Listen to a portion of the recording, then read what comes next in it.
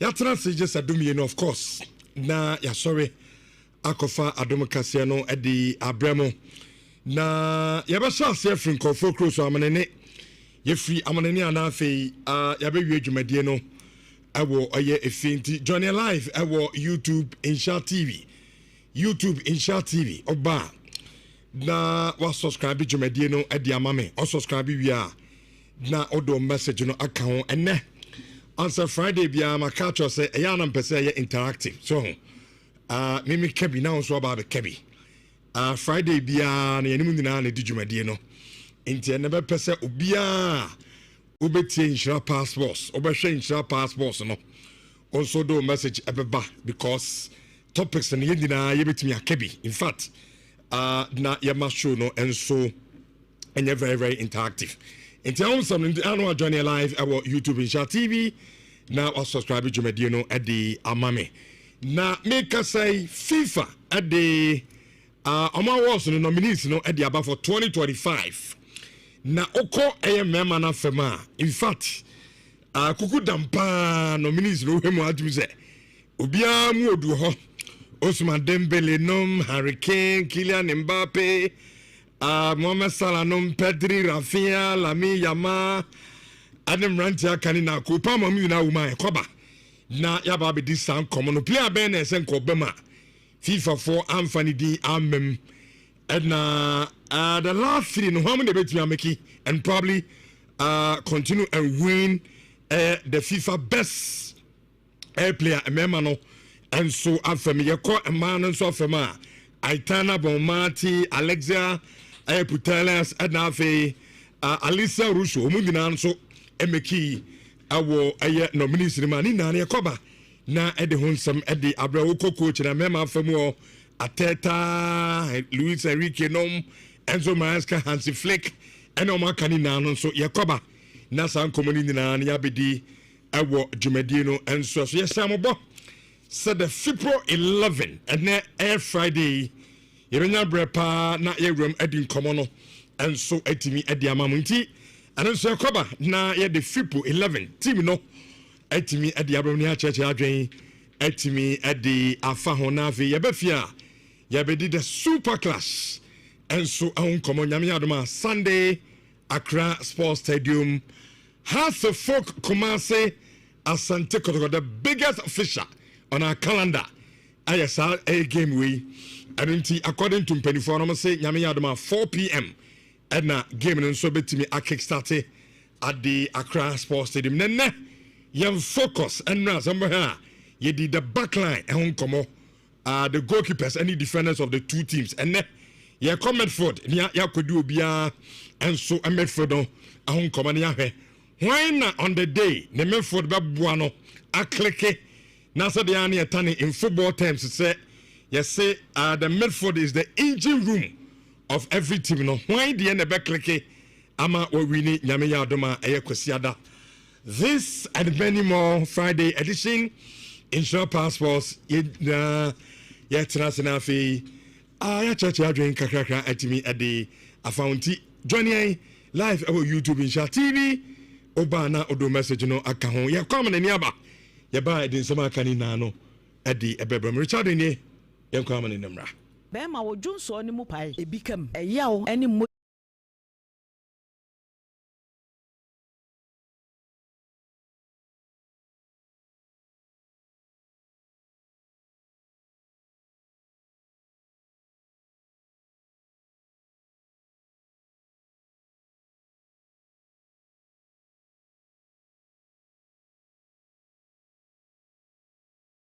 players na omunim say you invest omu TV they are not supposed to think about that and because you invest omu until we are sure pa say so we investment 50 cedis 900 cedis no assume the players no omu gina park no so some beso omu ehye akojiska kesi ai say be no abasa to plane akọ Belgium ekusi aka o ye sure pa say 50 cities na dey ato machi no eso won fa so chi ombo no ombo na nye no kre no man buy no that is it rich na enra chi enne yaka Champions League wasem ya babo Europa League ne Conference League mayu ye mumudin semo and so you are so comfortable so feeling na be yawo ye di Europe ko o club on ka ho but if you abodam fifie okay my started from the Barcelona game and Rich, a lot of people are raising issues about Barcelona and Omo Highline. And I think Hansi Flick is stubborn with the tactics and any ideas. But Rich, there is a trend with games about this season. I am confused how to punish Barcelona Highline. And Opompo, it is something I was said Opompo Jumedi na Odi. And yes, idea he will continue to suffer. Which again American wants him. There is a Barcelona team and so share our initiative or YouTuber. You enjoy and understand Asima American yepa. Rich, Barcelona bought in a 4-3-3. You put Barcelona, that is what you get. 4-3-3. Into, for instance, Enra, goalkeeper Chesney, Jules Koundé right back, Bar the left back, all 4 and 5 of Eric Garcia and Araujo. Na Oben Fifrua, Obama Casado, Fermin Lopez as the number 10, na Obo Frankie de Jong as the number 8. Then Nemi Mohotre, Rashford on the left, Lamine Yamal on the right, and Abrantia Ferran Torres, Ebo as a striker. Norwich, clubs are steady Barcelona who say, oh, so Barcelona Ebo in this position. The way omo esi air transit no say omo elbe bi omo attack etia wo no e saa na Barcelona de be chire be defend dia na make am wasem which say Barcelona e bobo na the amount highline no because most of the time omo bobo no na omo ba Lamine Yamal gina far right ho upper weight because of space e dia twetwe na Jules Koundé abani ni ma ba beboa no now oba beboa no because on say Lamine Yamal enya bon na ebe is over cruising down on him but so on my branch no options around him on so movement it takes some players away from Lamine for him to decide what he want to do based on movement any situation at room and Jules Koundé is closer to a branch friend Lamine Yamal now which because Barcelona episode almost suffocating you know number 10 in Enra Fermin Lopez will be right behind Ferran Torres. Then Super Frankie de Jong will come this position. Nama Casado Abba right after the center line. No ojina ni mu ha. Etofo manu afa. Now omo pushibo omo say ya to keep the intensity Araujo and Eric Garcia nyina enso ebegina omachi pampe they don't want to create space na oba begina etofo omo fa so na be omo intensity pressing ntino na omo 4 and 5 no aba omo ba begina almost close to the center line also na omo gina so which this is where it gets interesting left side one Abrantia your friend Keita Badi no on a lot of pace and are you comfortable with the ball and see obo they in modern football your friend attacking lateral defender no obo attacking pa even though obo play into the way and say Rafinho say Rashford o piasa ni pakona o the left hand side of attack no e come there and then your friend inverted no na line so nyina eye ne dia bad into Barcelona ball, or go over through, or fast so sa, or baby, what would you know will be, and also push you inside. Now Okobo as a double number 10 with Femi Lopez, and I say, I don't see a friend Danny Omo, this is how Basa Ebo. Now, Rich, saying about somebody, then it means, Basa Lucy Bona. Still now, Rashford will remain inverted into Oba Oba in Fifi, Oba wide. Because already we are inverted into Basa Lucy Bona, Oba Oba tail line. Say Basa Lucy Bona, who say, Juice Kunde Eba Chikaka to come and support the line. Can't a body ever pace into ultimate recover no Basa line way so. Now, Rich, this is how Barcelona try to defend when they don't have the ball. Lamine Yamal or a lazy defensive duties instead of fun. Enti wabaye this position no judge anymore. Or try say yes I be born near BM mama ni BM. Now Rich, it is only sound for you where. And I think see okay. They are very very good. Say over final pass now. Never for defenders no almost step it out. Enti say over team biara say or let's say obo also about 4-4-3. Rich because Basa be pinning we actually na obo ball we actually no. Obo we actually unya ball na. O midfielders no attackers no.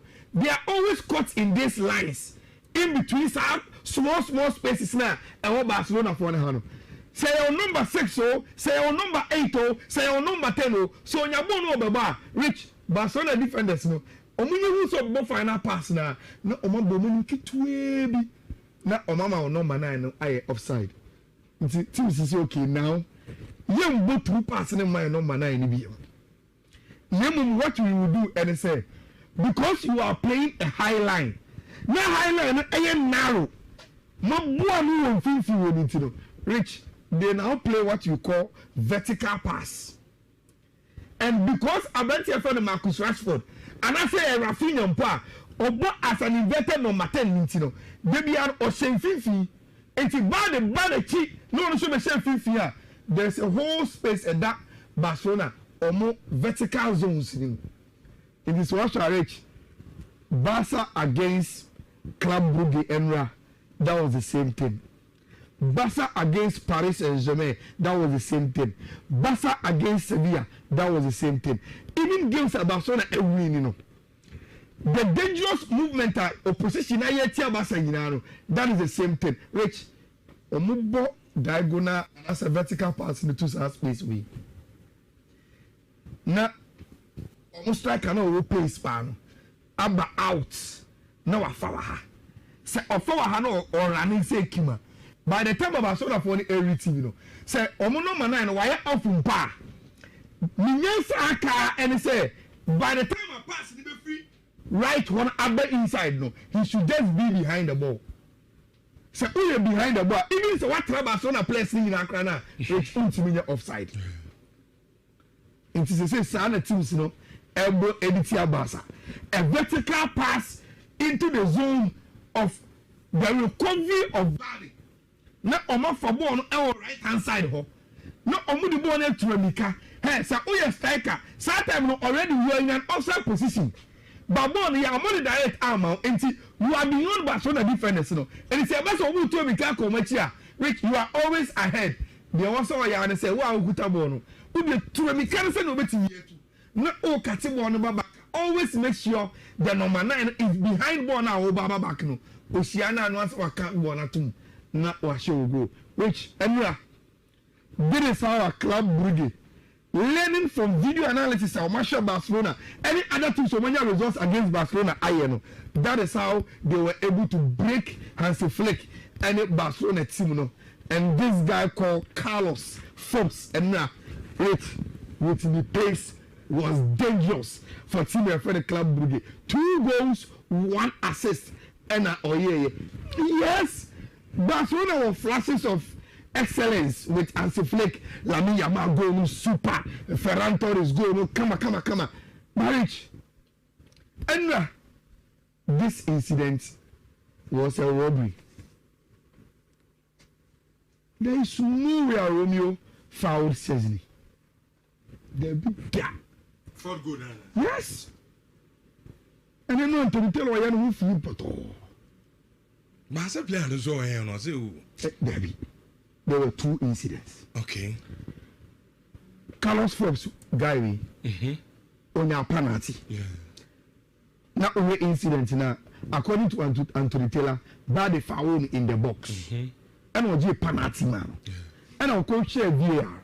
VAR by okay. And I'll say and only a penalty. Okay. And I went to anybody to so okay. On no now go bad in the cheek. But I'm talking about the 4 goal. Ned is allowed. No? Yes, wait. And then I went to the goalkeeper. Why anyway? That is the gospel truth. Why anyway? And I don't know what is happening in football. That was a legitimate goal. And your goalkeeper ya Diana Broso. Near the border feelings. There was nothing he did. And see, even though I am a Barcelona fan, rich, Southford goal in there. Now be there. Uya Barcelona ni na utini. Only me imagine. Because probably you are a fan, you want a decision to come out team. Just pause for a moment on. Which and we say again you cool. Young friend say Lewandowski and now Rashford. And a club with the goalkeeper and J Bono. And them corner so say or channel. And I knew Rashford far on the ball and say you see Pepe na. And a referee catch us a sabon with this alawa and how will you feel? And I will fetch me. I tell for my own some more complaining say tactical board moon and crack. Yenya challenges kakra. Oh, Monfanche pa Monfanche. Who's a message bebre. You are not until the air you know. But black as a woman said them. When I'm interested in Ghana, I made now. Monfanche pa is remo. Monfanche nye bo pa yakra. Enye cameraman na. Cameras no granye. Ubi angute me esense ho. Na camera no mu na there's a problem kakra. Enti technicians no gusu amo ehwe. Enti mo fanche mo amo se mu hu. And cardboard ni dina. And then say there was no need for us. Which then I told Chelsea around. And I'm going to say the only thing that's standing between Chelsea and so many win air complacency. So we forgive you so game with the air for. Now so would you say it started from Maresca? Yes. You see, any excuse the Chelsea for them coming on model. So rotating the system. And I will tell you why. This was the Chelsea team which I know I'm a boy. Sanchez, George Ebobi, Romeo Lavia Bobby, Gettins boy, Andre Santos boy, Torsen boy, Hacho boy, Yao Pedro boy, Estivao boy, Captain Rhys James boy, Kukwera boy. Now, Rich, assuming it is true, the Enzo Maesca can say, not on percent was cancelled the baby, not on percent Enzo Fernandez the baby, because not Ogiri say also arrest you, no rotating the team. It is a fact. And what you mean, now, Rich, are you telling me, say, even in rotation, these Chelsea players here, they are not good enough to beat Karabakh? They are good enough.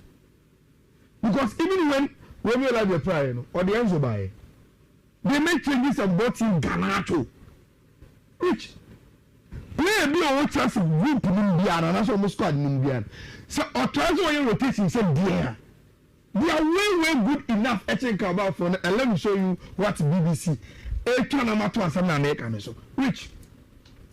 the whole of the Karabakh team, a valuation is £22 million. Now Chelsea targeting is concerned.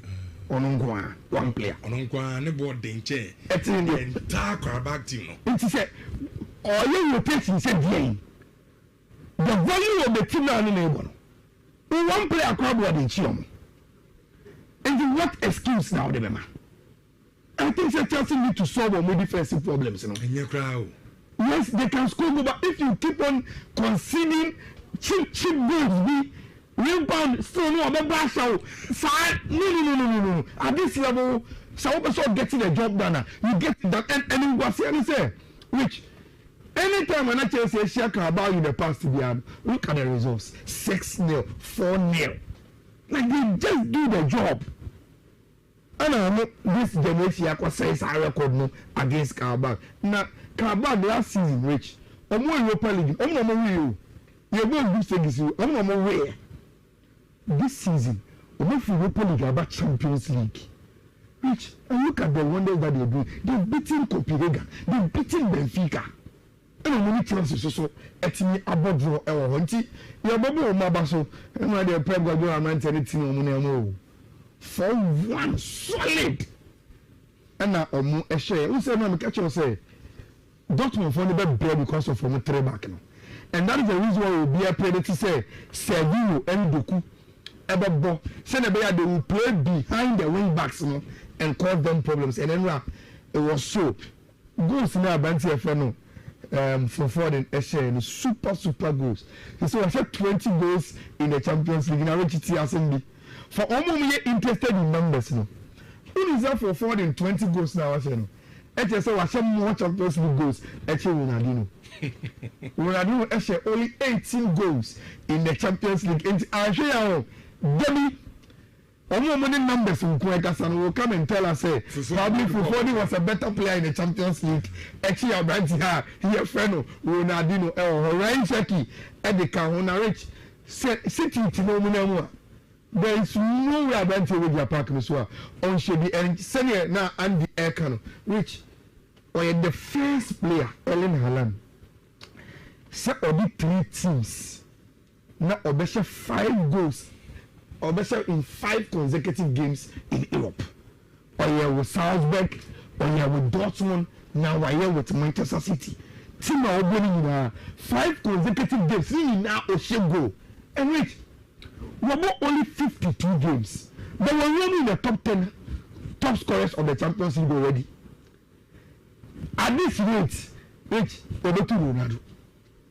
Okay. At this rate, Obetu Ronaldo na say omo de aban pa Nhyira Shevchenko then because Mbappe is still around Wood Van Nistelrooy Raul Gonzalez Benzema Lewandowski Messi and Ronaldo nti Erling Haaland training them which this season for club and country Charlie enye easy Mbappe 21 Harry Kane 25 Erling Haaland 27 and Washo and I think say when we say a lot of results in the right, but this one we got it right.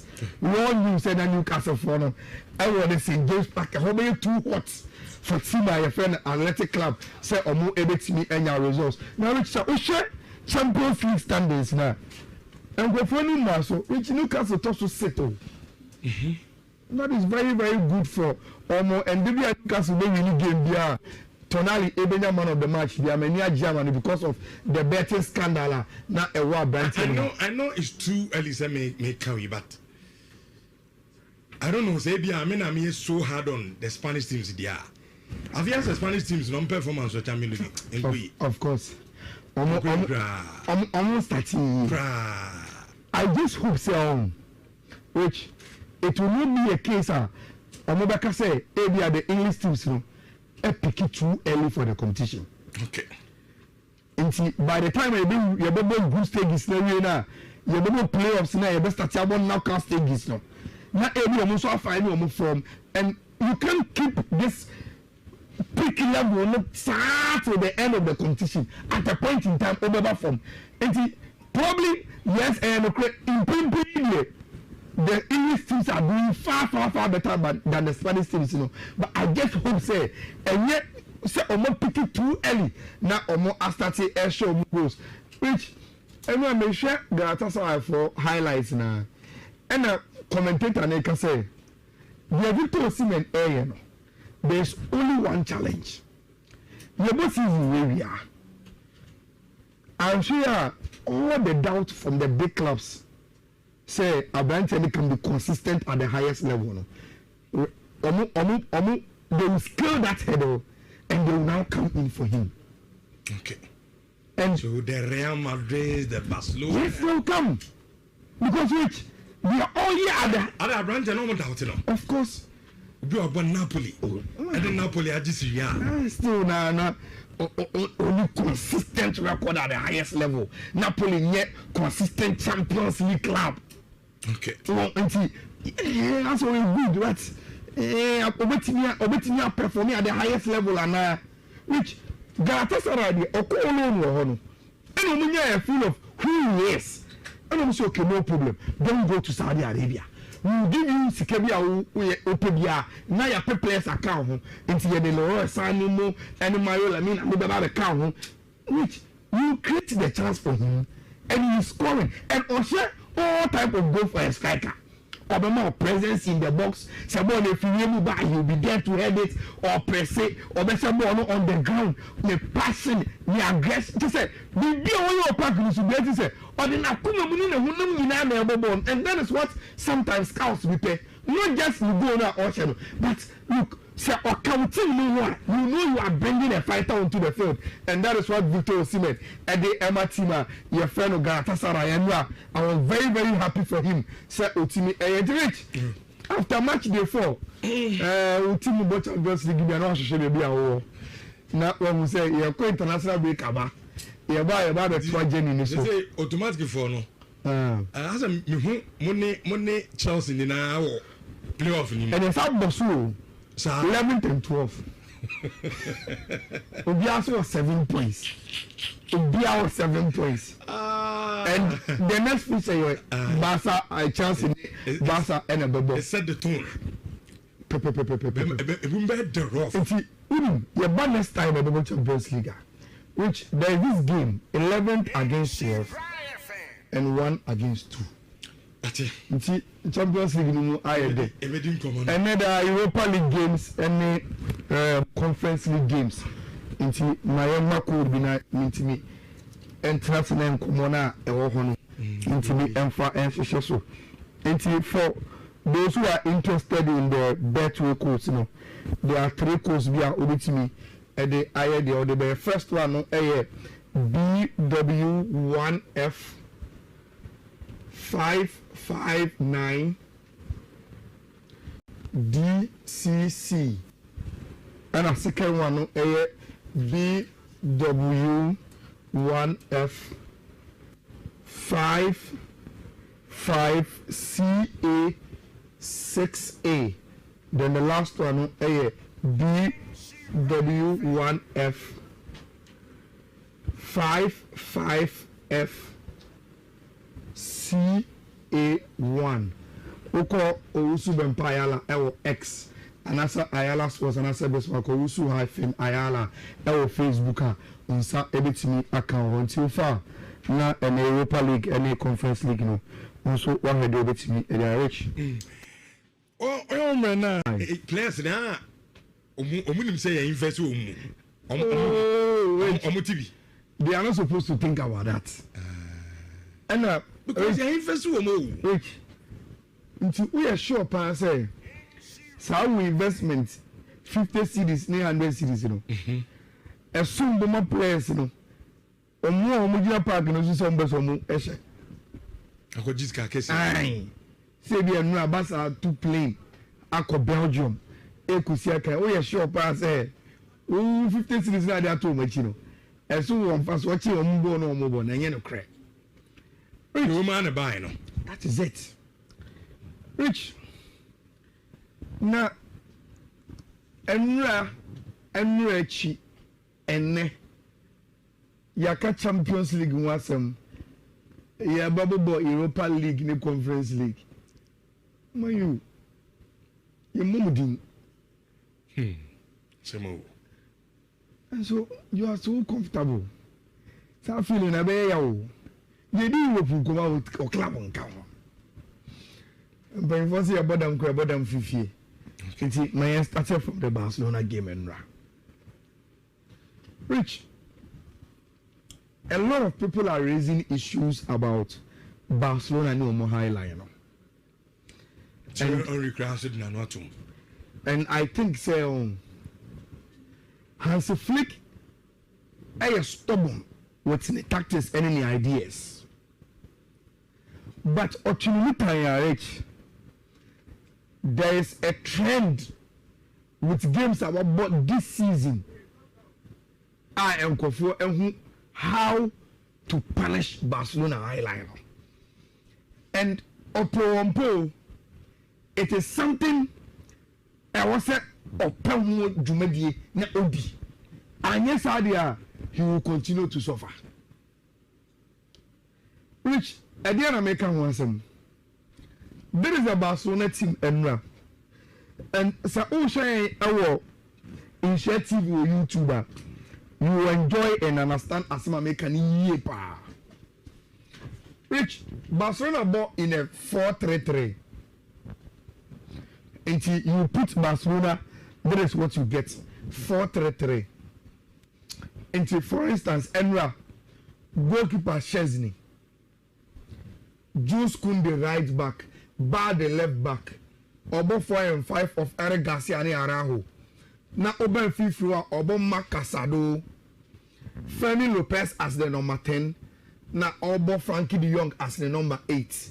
Then the name Hotre, Rashford on the left, Lamine Yamal on the right, and Abrantia friend Ferran Torres, Ebo as a striker.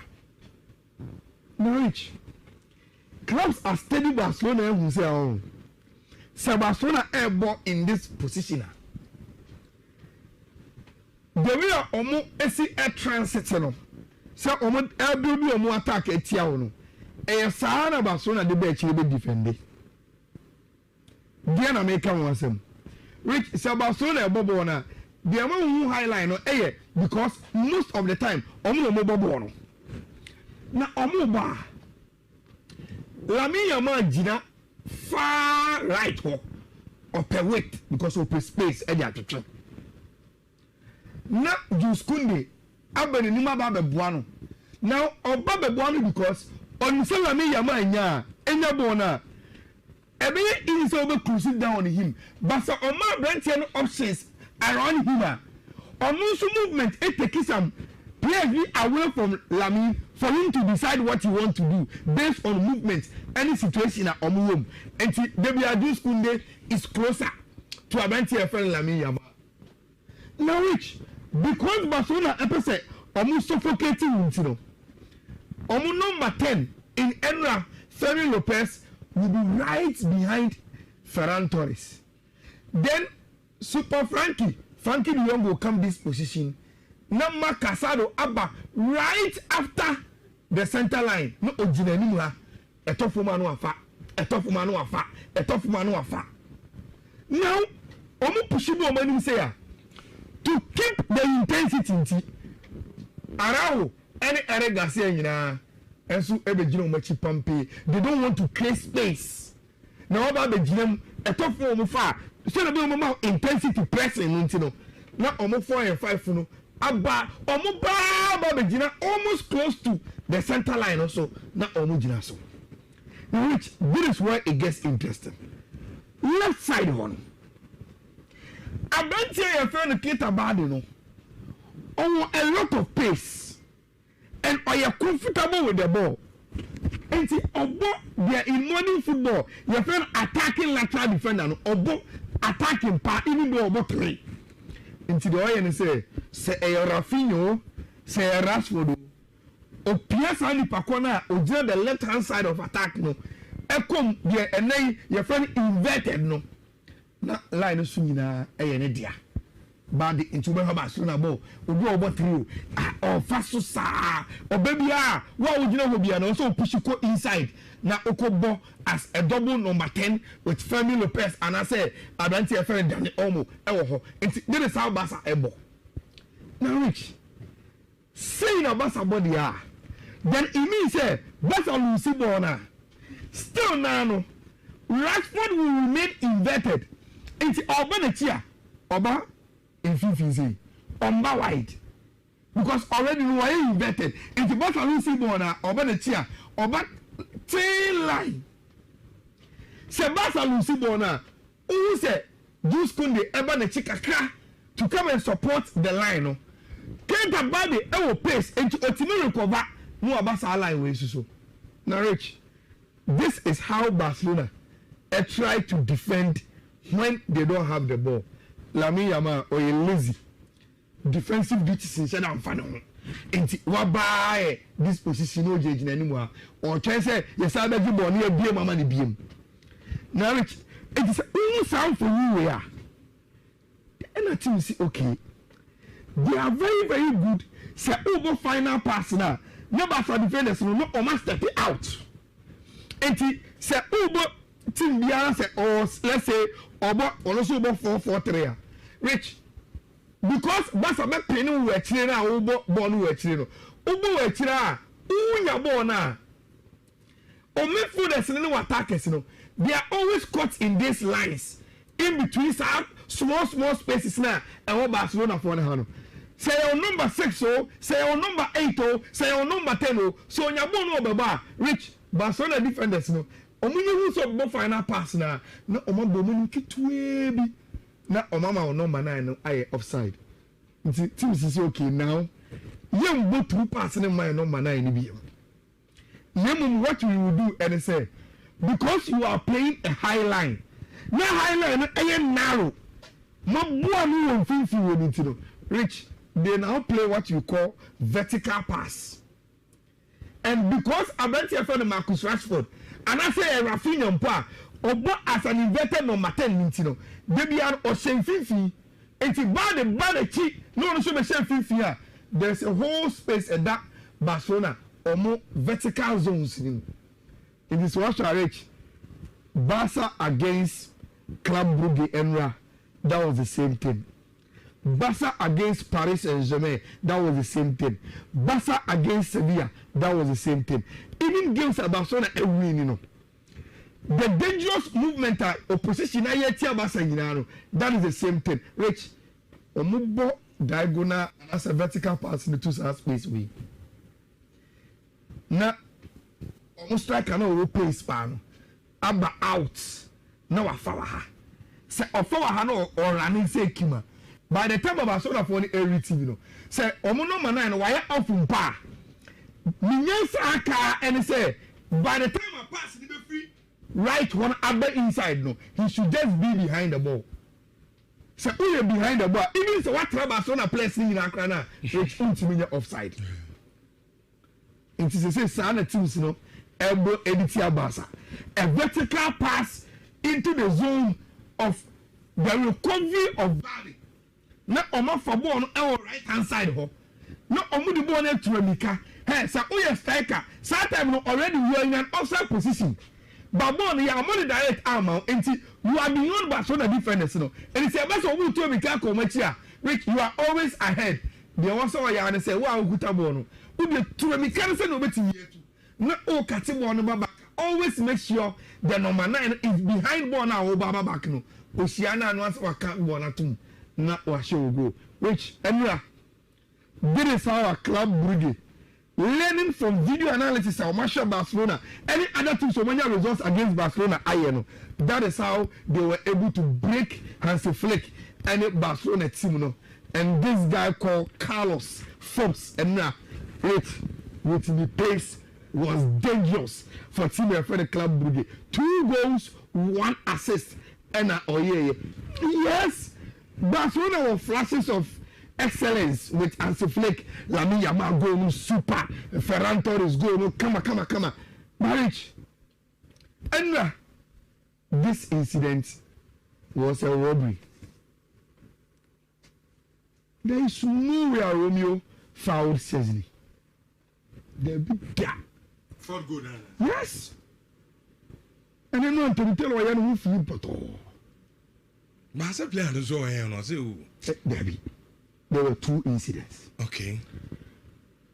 Carlos Forbes guy on your penalty. Yeah. Now over incident now according to Anthony Taylor bad the foul in the box. And was a penalty man. Yeah. And I'll coach VAR. VAR by. Okay. And I'll say and only a penalty. Okay. And I went to anybody to so okay. On no na ko bad in the but I am talking about the 4 goal. Near disallowed. No? Yes, Rich. And the end of the goalkeeper. Why anyway? That is the gospel truth. Why anyway? And I don't know what is happening in football. That was a legitimate goal. And your goalkeeper, yeah, Diana Broso. Near the border feeling. There was nothing he did. And see, I'm not there. Even though I am a Barcelona fan, rich, Southford goal in there. Now be there. Oh, dear. We are Barcelona and you would see me. Only me because probably you are a fan, you want a decision to come out team. Just pause for a moment on. Rich, and we're saying a game equally. Young friend say, Lewandowski and now Rashford. And a club with the goalkeeper and a J Bono. And I'll cook or dip them corners or channel. And I knew Rashford far on the ball and say, send you see Pepe now. And a referee says, Sabon will disallow. And how will you feel? And I will fetch me. I tell for my own more complaining, say, tactical board moon. And crack. Yenya challenges kakra. Oh, Monfanche pa, Monfanche. Who's a message baby? They are not until the air you mean. But black as own said them. When I'm interested in Ghana, I made now. Monfanche pa is remo. Monfanche, and yeah, Bopayakra. And your cameraman na. A cameras no grand yet. Ubi and good essence. Na a camera no mumuna. There's a problem, Kaka.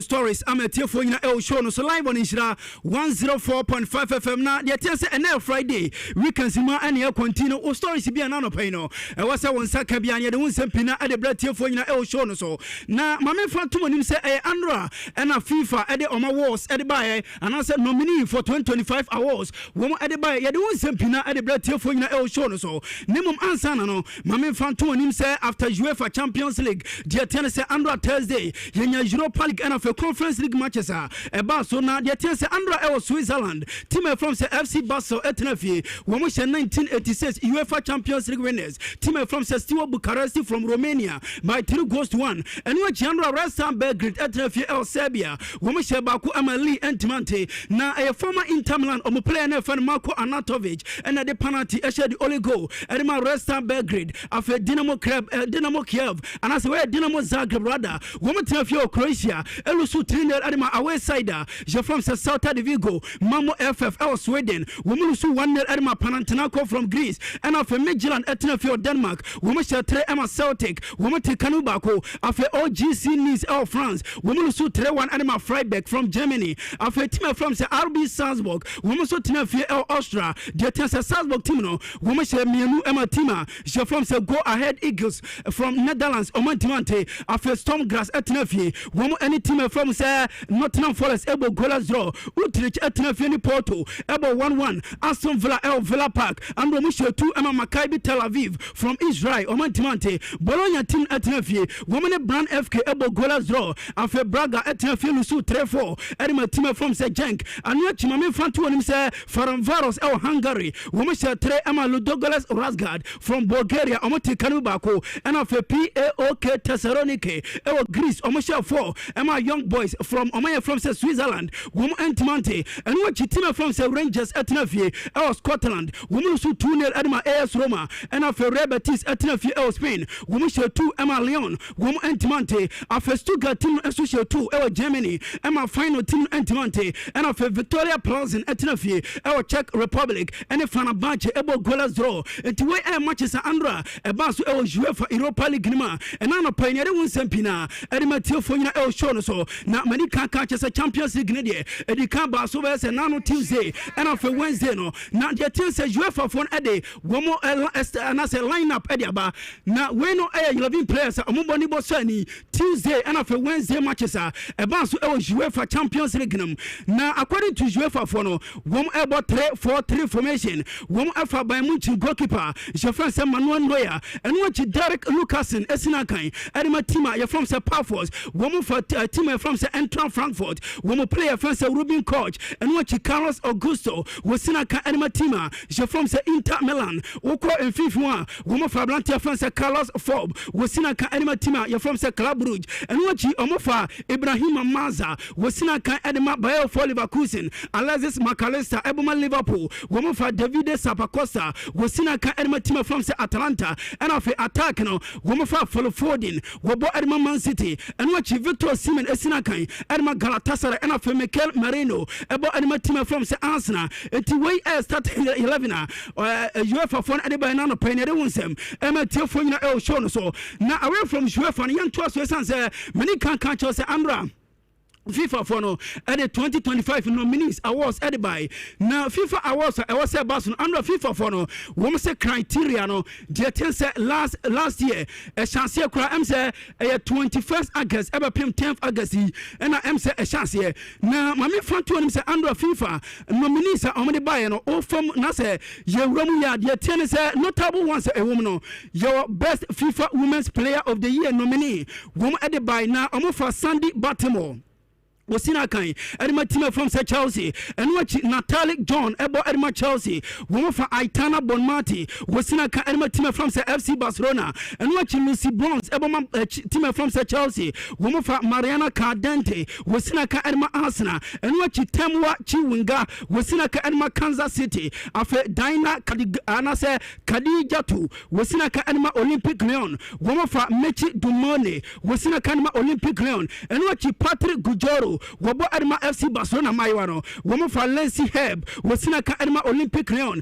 and of Lauren James, Ebo Adma Chelsea, woman for Chloe Kelly, Wasina Ka Adma Arsenal, woman for Iwa Pajo, Wobama Barcelona Maiwano, and watch Basa, Amumayano, Ababa, friend said Claudia Pina, one also Enya nominee, woman for Alessia Putales, one also Adma Basa, Alessia Russo, Esina Ka Adma Arsenal, and of Lee Williamson, one also Ebo Adma Arsenal, to win a nominee for the best FIFA Women's Player of the Year, and I'm doing some Ediamano, and what you Oko Men's Best, and I say, we a FIFA Men's Best Player of the Year, woman for Paris Saint-Germain, woman Blantina friend Osman Dembele, and what you Ashraf Hakimi Ebo, Edma Paris Saint-Germain, woman for Hurricane Wasina Kai, Edma Tima from Bayern Munchen, and what you Real Madrid player now, Jefferson Kylian Mbappe, woman for Nuno Mendes, one also Ebo Edma Paris Saint-Germain, Cole Palmer Sinakai, Edma Chelsea, after Pedro Gonzalez Lopez, Dodona friend Pedri, Wasina Ka Edma Barca, Hafia Ebo Edma Barca, Mohamed Salah Sinaka Edma Liverpool, after Vitinha Ebo Edma Paris Saint-Germain,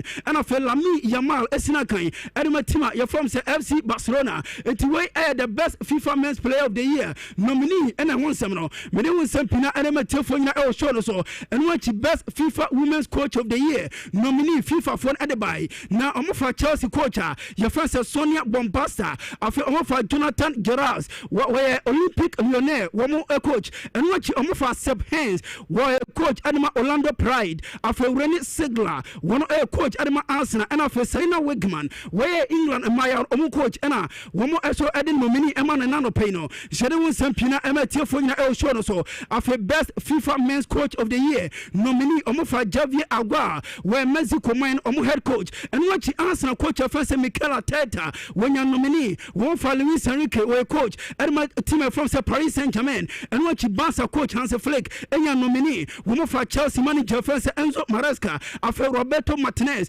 a coach Edma Portugal, woman national team and after Ancelot, one also a coach Edma Liverpool, after the best FIFA Women's Goalkeeper nominee of the year. Now, and I said nominee, woman the buy. Now, I'm for Gotham FC, woman goalkeeper first Anne Catherine Berger, woman for Katakor, where goalkeeper Edma FC Barcelona, after Christiana Endler, where goalkeeper Edma Olympic Leon, woman for Hannah Hampton, one of a goalkeeper Edma Chelsea, after Anna Mahouse, where goalkeeper Edma Orlando Pride, after Chimaka Nadozi, a goalkeeper Edma Brighton, and Hof Albion of Nigeria, and after Fallon Tulis Joyce, one also a goalkeeper Edma Manchester United, after the best FIFA men's goalkeeper nominee, and also Omodibai. Now, according to FIFA for Omofa Alison Becker, where goalkeeper Edma Liverpool, and watch Thibaut McCourtois, where goalkeeper Edma Tima, from say Real Madrid woman from Man City goalkeeper friend say Gianluigi Donnarumma and watch Emiliano Martinez goalkeeper Adama Aston Villa woman from Manuel Neuer we goalkeeper Adama Bayern Munich woman from Arsenal goalkeeper friend say David Uraya afa Jan Soma goalkeeper Adama Inter Milan and afa West Chesney one also goalkeeper Adama Tima she from say FC Barcelona and we under nominees of FIFA woman by nano penya de win sempinano media metia for ina show so live on Nhyira 104.5 FM. Now away from one moment to us na Yamra Africa. Now over Africa, you say Yami Atuma Enche. Your event bebra ebaso Africa continent so. Now Bako Yami Atuma Afcon ebaso from 23rd December this year. Ekopim 18th January next year. Now ebaso Morocco for Asase Bobo Mopa. Now you say Afcon ebe great. Nemo Yami Atuma 2030. Morocco minor co-host World Cup. Now Omaya from support and of Spain and echo host to 2030 World Cup. Now Morocco for Asase Abo Mopa and no pay. Report a mean second from Morocco and it's a second stadium Omawi. Now we IBN Batuta Stadium and a Morocco for area. Now according to Morocco for almost the largest stadium almost Morocco. Now about Nipa 75,600. Not just the largest stadium Morocco. Now almost renovation or modernization. Not just a modern day stadium and almost see Morocco. Now according to Morocco for almost say we no hospitality and of a skybox seat and on my now almost about transforming venue amana specifically for football. Now just a first night yet me to me can you know say tatan track ni na omayi e dey floor enti air football kwa ani ebo IBN Batuta Stadium. Now almost say fan to obi say omamna reach international level. Now just uko Europe as Santiago Bernabeu and what company and stadium akasia e Europa it said there waba IBN Stadium El Batuta Morocco no sapepe and atenti Morocco for no asase e bobom said e bia nyame aduma 2030 World Cup omo host no bibia be kama edema Morocco man no na yemfi wa esanse Afcon ebeba so na yeka Afcon sense no say nyame aduma na se bo Morocco Afcon we bia nyame aduma Afcon na edition no 2027 na 2027 we first ever ABCL Afcon in the history of Afcon essence they tell say yeah more Afcon Emma 3 countries and host that wherever first time ABC 2027 essence Amanian and aka bom Baku Kenya Baku Uganda and of Tanzania na a historic part na we so for the first time since 1976 Jabo Afcon East Africa now the last time about Afcon East Africa na Ethiopia 1976 Morocco mino wom energy sa Afcon edition so na ebe 70th anniversary adiama CAF essence CAF essence omobo Afcon say 2027 na edru be 70 years enti ombedi anniversary enti enya sam keto akwa 2027 Afcon ebe so Kenya no na for Uganda and Tanzania no anniversary edima anniversary edima CAF na no pay no jere won sam emetie fo nyina show no so nyame ya tuma next week and Africa ye play off ebe so na we qualification amani bi ebo ede akonya me ya tuma 2026 FIFA World Cup ayebo United States of America and which Mexico and of Canada na yenim say Nigeria and Gabon and ebo semi final na andra and a CAF ede by say woman appointed South Africa woman reference Abonjili Tom na be hey woko Nigeria onwa dwabru tesan say woman gidi e pan say omone South Africa man etiado woman so entinka say CAF ebe appointed referee e was say omo appointed referee one we competent and which referee experience na was say neutral enti omo ntia say CAF for omo appoint Abonjila Tom na omo say se na bakori ahwa women protest ediatia na omo sesa referee say bia officiating ebe kama omo game against omo from say Gabon and Nigeria and some kakra na no pay if we oba na no pay we sempina ematia fo nyina show no so na they tell say under FIFA nomini na omo de bass no omo chichem na omo ye bi attackers defenders and of goalkeepers ni nyina omo de ba midfielders nyina kan ho na o attackers ni mu dina ye Atletico Madrid wo attacker ana say omo striker first Julian Alvarez ni dini na enwa ye pa esanse o attackers na omo de ba na Bradley Bakola Dembele afa Desire Doué Ser Gorasi Harry Kane mu nyina wo Messi mu nyina wo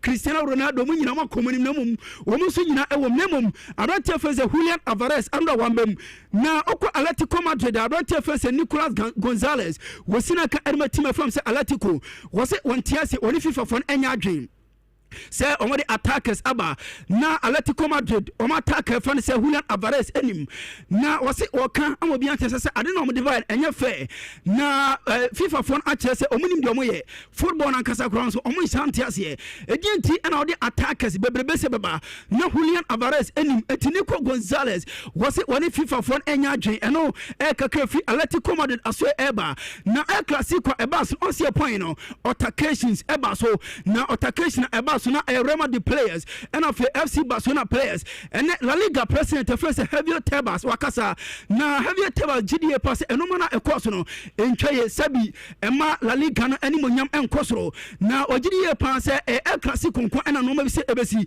esan se offer under fixtures La Liga no se Celta de Vigo and Espanyol ebo se Celta de Vigo any team from se Atletico Villarreal any team you from se Real Sociedad ebo enoma bi se El Clasico nko GDA pass the last time everybody essence tarnish images of La Liga and no Javier Tebas president Edema La Liga and the Sansan Atuja na obeka MC Andro Mbe story Edema say nyame atuma and bansa one return at your company na ache ye pa MC be say 800 and something days abansa wo ko company stadium na and bansa ekwa company na wom company na omo kono enya say enya official game and omo kobo wo ekwa training na Emerson de me say kan say your place bi all bansa wonim say Richardo wo mo enai kra NC Campunu page no so da na enwa ye person se bansa omufi Campunu ache na Hansi Flick coach na nkasa no wona nkasa omobo el Campunu da say what the teams about Campunu abawene what the teams about Campunu ababo e dey team from say FC Barcelona nemom say ogian dug out FC Barcelona e coach bansa wonko order eno chi Pau Kubasi your Femi Lopez Dani Olmo Gerard Martin eno chi Mark Casado Mark Bernal Rooney Bachi and of Abrantina first duro one also omobo ewo Campino Stadium and no pay no. Jere won some amateur for el show no so. Na wada ma for second images no eto so edema na and the basa say stadium omumie ni nyina e kakra bi eno mubie. Enti se oba Nhyira TV on YouTube ade wo hwe no. Baby a basa for so ombe bi ama supporters. Etimi abehwe opening training session and the basa omo ye de me say kan say ebo 11 Central European timer and a basa omo training el company. Enti supporter bi an many can catch say omo $10 enti supporter bi ababiano we bet $10 ansana when akonya asha bansa omu training nyame aduma enano pay eba so de wunsem pina ema telefone na el show no so na Lami Yamal ekoprai yebe catch say ne Pobelgia and say Pobelgia injury and abrantia so friend say Lami Yamal ekonya ye na ene okwa bansa yesi bansa woman doctor friend say Dr. Richard Pruna one and a bansa play bi a pra wo hwe no na de me say kan say doctor no wakwu specialist bia so friend say Dr. Lassie Lepanen na Lepanen yes surgery what adwuma pa wo be yama ho to say kama na yes Dr. Richard Pruna elka basa for ne say wo mo hwe Lami Yamal engineer de ebema ne ho to ne pa ene say obe surgery ne mo basa for no wo mo so atwetwe mo on person meti ase ama abrantie for say Lami Yamal akwa surgery ne mo specialist na ode bae no wo mo say why surgery bebla ni nyina aye kama na enye basa why basa plus surgery da bako abrantie for say Sergi Roberto when Sergi da enuachi yo under big clubs Europe omo players why omo Sergi da nti am se basa for no ejidie pass se na be kodia ene e wo se omo ti ase nemom intention se basa for no ekutom se enya Sergi eno omo pe won pese omo hwe ne nkakrakra se antima kodia na fe omo ti ase se abrantia ye fo ne se Lami Yamal wonya Sergi eno kakra efu obe na no pe ye de wunsem e ma tiefo nyina e show no so Chelsea ekwa away e Azerbaijan wo mo ene koraba akobo 2-2 nano Wednesday ema ko fan sembebre ebai na yase okwa Chelsea hierarchy no empanifoni GDA pass rotation manager na efo se Enzo Maresca no sapepepe eno mo pe na gente omoto more players edema manager no ene se obeye rotation enti se oye supporter na de oto se woni manager friend se Enzo Maresca anya agina according to empanifoni adwuma na no ye sapepepe eno mo pe no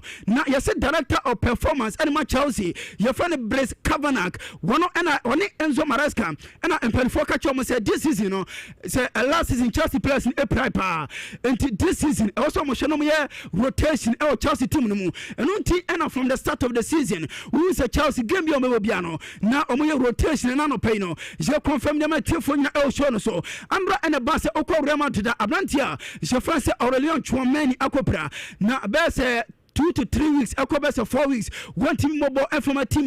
Jeffro Musa Real Madrid. Now, the Memon can say Okomadrid says, your best 5 senior players are Omunapra, Abrantia France Aurelion Chouameni, Danny Cavaya, Franco Mastantuano, Antonio Rudiger, and David Alaba, woman in a process, team mobile and from a team from Real Madrid. Now, Mammy Hans Flicker Japa was a Yanka Mobian Tessa said the acquire and some trouble at the Barca and Amsono. Nani na se enkofo epese omokeka nsem arefa ba se team se ono manager je France Hans Flick one ni players no enya dwen empempi no eya na ne bofu ni players according to Hans Flick was say enya no kre na entawantawa eda ono Hans Flick ene Barca players ni tam no kama pa enti onim de ntia nsem twafo epese omo destabilize team je from se ana se team from se Barca rather ena no pioneer won some MT for nyina e show no so na yeka Barca won sensem se sei okọ Champions League ma Barca, Guma Bobese 8 games, and as a 4 games rather. Barca 7 points. Barca akomo 4 games. UEFA Champions League. Now answer Barca. Everybody a team. I from Slavia Prague and watch Copenhagen any day. Now Barca every matches in Umbabro 19 points. Name Barca everybody away. Our Stamford Bridge at the team. She from Chelsea. When you say games Barca and Timansha. Not just next 3 games. Aka UEFA Champions League. Barca. Woman winning in our corner.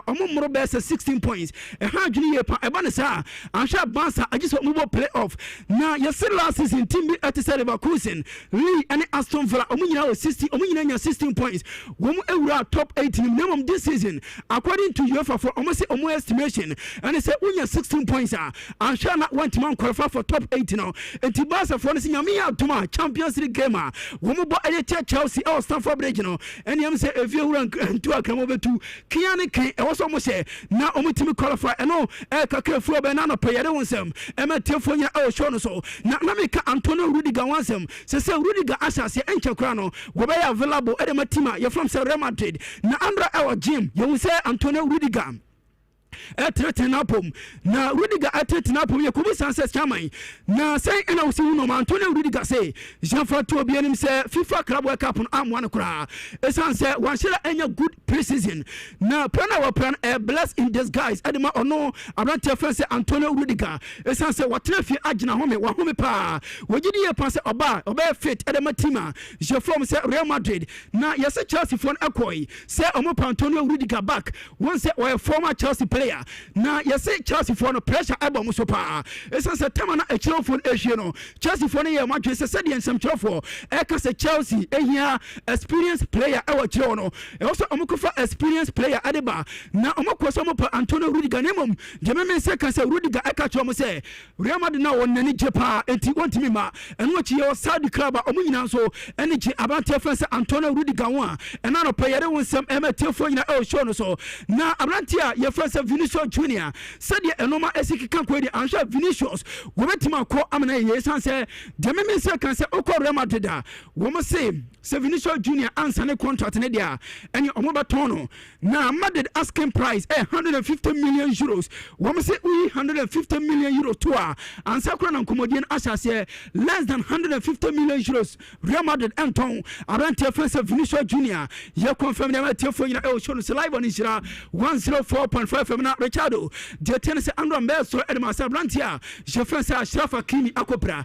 na ansha no Messi Afcon no de me say kan ene say police ngeme fo no your man say gumuma Abrantia enya surgery ne mo Ashraf Hakimi GDA pass Afcon jebo e Morocco also timi kobi na also e wa GDA say we surgery ne mo abato ntem enti de me say kan ene say Ashraf Hakimi say obe surgery say de be say on Messi group stages matches or Afcon ma still na say Morocco e qualify e de knockout stages obetimi are available for selection and I no pay ne de unsem pina e matefo nyina e show no live on Nhyira 104.5 FM Richardo 10:40 na mo senka mo pe wan Rudiger no mo so pe Rudiger back mo ko din ko mo wase super de mo ni defense na mo ko pe defender mo so pe wan Antonio Rudiger. Na Rudiger no e play kitwa. Me bam.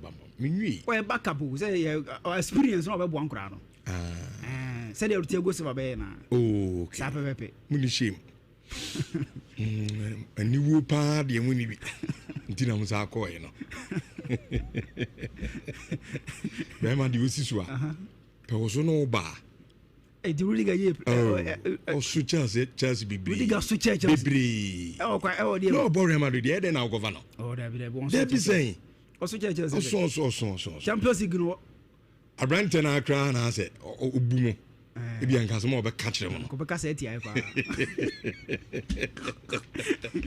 Andy Costa. Yenase. In Showers 4.5 Andy Costa the akwam ni aba. Yenye na afia bega for emra na yeni nkomo. And from Makato as a Friday the two from Boko. Na ina yedi eyen nkomo no dia bom. Me pese enedwumade no. Very interactive. Obia be can be strong. Inti bra YouTube Nhyira TV na ene two topics are that bama so I ever dwene ho no yina encheche. The first one the FIFA Football Awards 2025 nominees na ba no obetimi do adwen che no e de aba sanso na the FIPRO 11 no eno so awonsam awa ha nina no ye de beto YouTube Nhyira TV no about beshana the opposite can defa ho bia no because and a Friday na have a convo together na program no enye very interactive nti ahun no and number before e ba be this sound community na awudwumadi so no Kumase Asantemai, are you ready? Osakrum, are you ready? Obuasi Bites Love FM Night with the Stars 2025 Jumediano Eba. On the Night with the Stars, dear Minkai Kra, I think this is the fourth edition. Aye, Baba. Now every year, Bia Obed Bia Catcher set a Jumedia Oba, so to Hopa Oba, Obasa, Copi set, Yadi Jumedino, and so Babani Wintiafi. Yes, out to us with the Night with the Stars Jumediano, a Obuasi Bites. Amo Adama and multimedia and Yadi Jumedi, and so they but together Obuasi 442 Ayaleka. Now, a tale for the Etienne, yet the legendary High Life Maestro Kodenchi, Yadine Bedjumedina say, I said the storyteller, Kofi Kenata, Yadino Eba, and after the golden voice of love. Kidi, and also Bedjumedina say, I say the sensation, Kwabena, Eba Edjumedina say, the romantic Mr. All for real, Ofori Amponsa, and so Bedjumedina say, now for the sensational Jackie, Omudinano, one night, one stage, Omubejina Sonafe, Omunana up to Aya and Yom, it's Yami Adama, Jumediano and Basso, on the 25th of this. Next month, 25th of December, and the Jumediano Ebaso, I will Kumasi Ratri Park, 25th, and I Ebaso intend grab your ticket, me pacho, a fee program one to ticket in Tama. Said the Mohan Casamuno, Night with the Stars there. Okasa wo Kenya no be to ticketa. I'm telling you, Ebedu last year will be a ticket unya binto. I just saw turn in tam. It is take it in such a way, say, your BM regular no airco for 200 cities, and a VIP no airco for a 400 cities, a 7 p.m. and you mean sharp 25th. Now, it is Jumedian Ashes December. I will command say a Ratri Park. Yadianum to Foydina. One stage, one night, Umdinana Abetonum, I'm a Kumase, and so I had the shaky Kumase. It is your ticket in term, maybe be and your come. And so, and from my catcher say, a democrat from the World Vision Foundation loan, or me as I for as some tintinity nano, or me as on my juicy caddy, one barber catcher say, oh, Yamabesia, into for Bibi Cacabra, na Emfa Ayesicano and Famana, also for Trewash in Pacho, and no money business. According to World Vision Ghana, almost minimum baby, Nanso Matison Confono.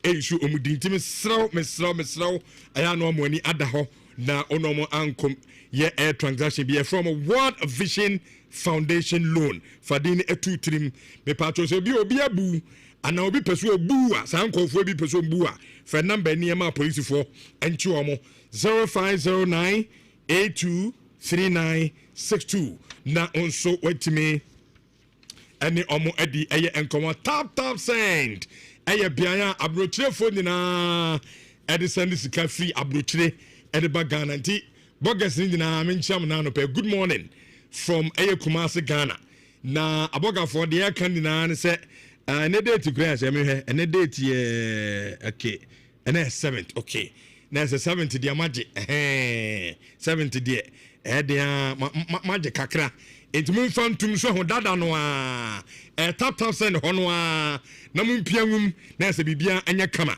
na enum na tap send say amonso dubra eso mo bom aba so enti free sabre ya me ka say akopem say ye did this month ebeba na we ye no send sika no a na osania enipa 100 tap send ebebo mo aba so no ye say ama a give back a reward ni bi edan sika bia abesane dia ba Ghana bia no yes I need the same sika 100% enye 99 po 100% back yes I na esa wonso no wonsa etimi aka na esa bibia na kama ntimi so download the app ni bi na fa esa ne usika na Stanbic Bank esa men kan cho se obema besia na ope edi atoka na obema ato dream car abeto ne kama dream house ubesi so ho asase ne obema sika ma ade akoto Samson of business our person was expanding no ni na Stanbic Bank eso obobo am wetimi aye we ni na obi won mo nya ka besia o ka bank besia hey Richardo na how interest rate no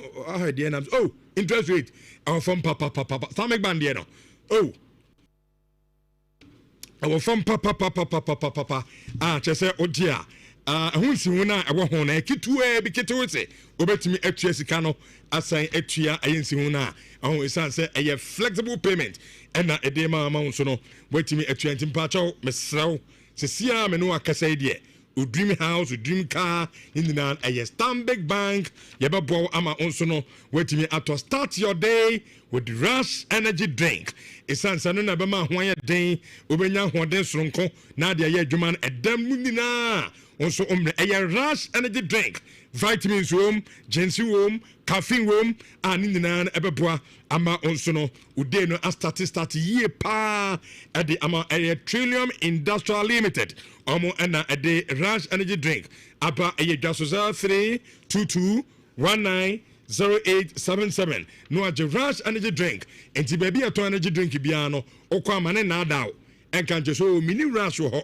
nanso we wo ho no so ye kama pa me pa cho ka chense da bi Rush na ope Uniat Practical Institute na ye koni akosua computer makacho se ene upe computer abeye by force compulsory so woni computer mu a woduma sam ebeye den pa even so ye graduate mpa enti me sell ko Uniat ho na ye nche computer se wonim ho hwe anobu on ma computer no wonim ho kakra mo saafo ni ndina no momra na mosua bi awo aye Uniat ama bibia enye kama enso enfama courses no emu ahwam uwia timsampa wosua computer pa ebi aye design technology with drone air piloting data analytics CCTV air installation and management sanso and a computer basics and office administration computer hardware and the mobile phone air technicians nindina yabɛkyerɛw AI ɛno kra de course bi abɛyɛ bia no yɛde fra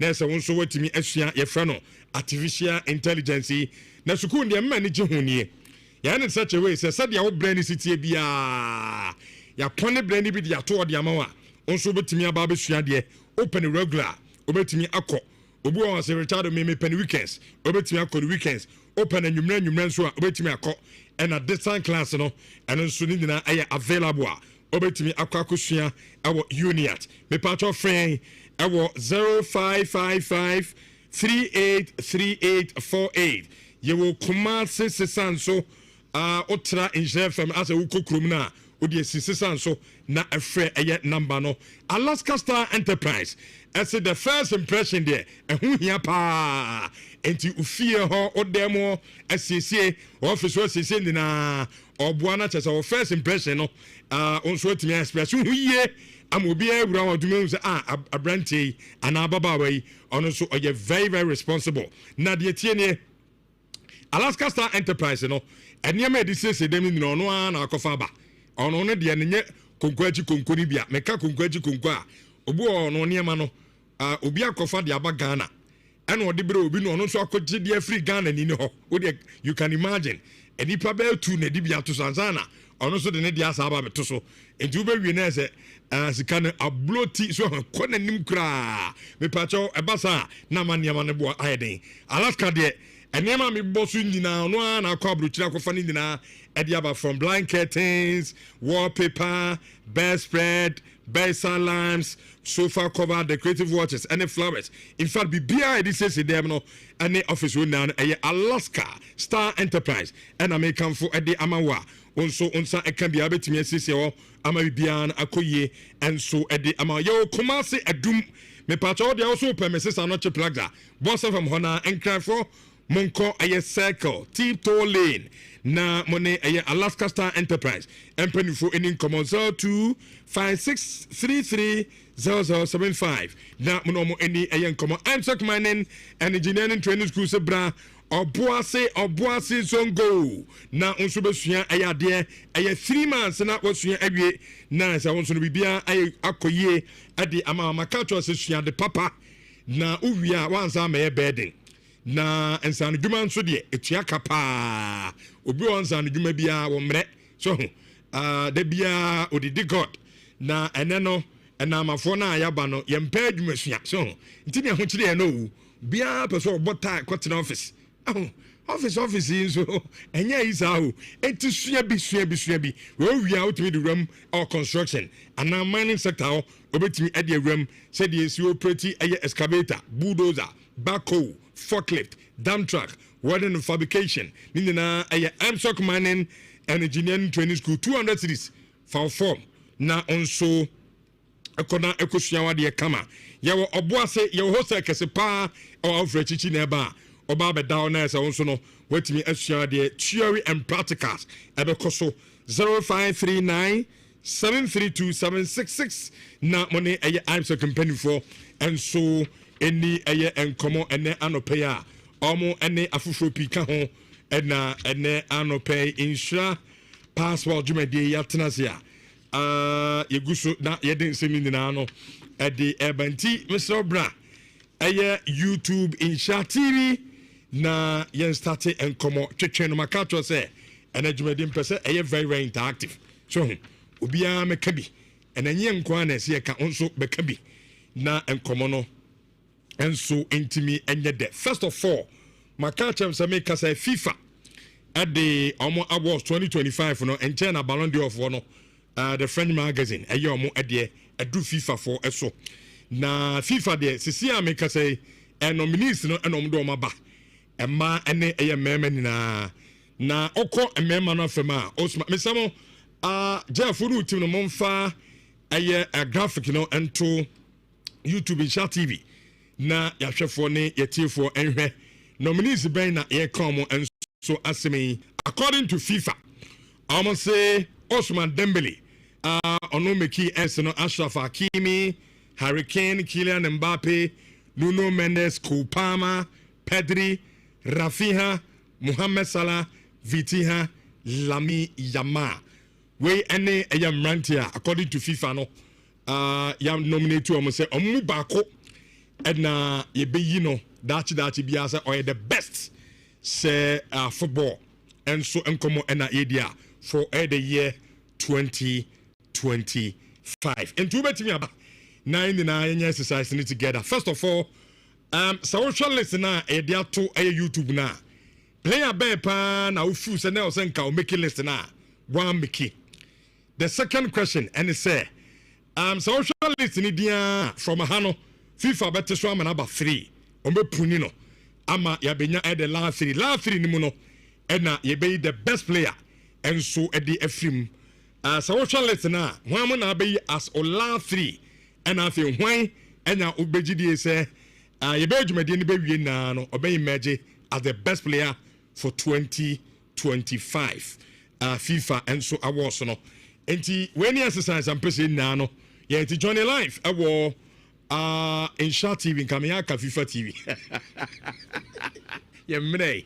Antibra Insha TV. Na yinina no yenin komoyi. Emfa emum besma ko usubempa ayala. Good morning. Good morning. Now what to say? Oh, nyamiadom, bibia fine. Yede nyamia se. Bibia fine se. And na fiada. Sure. Me ba Friday na manage. For a new man getting kitty binti. Okay. First of all, weekend non started. And then na weekend no afford a lot of us to rest kakra. Na ya relax kakra. And I think that we share the seriousness for Monday bana.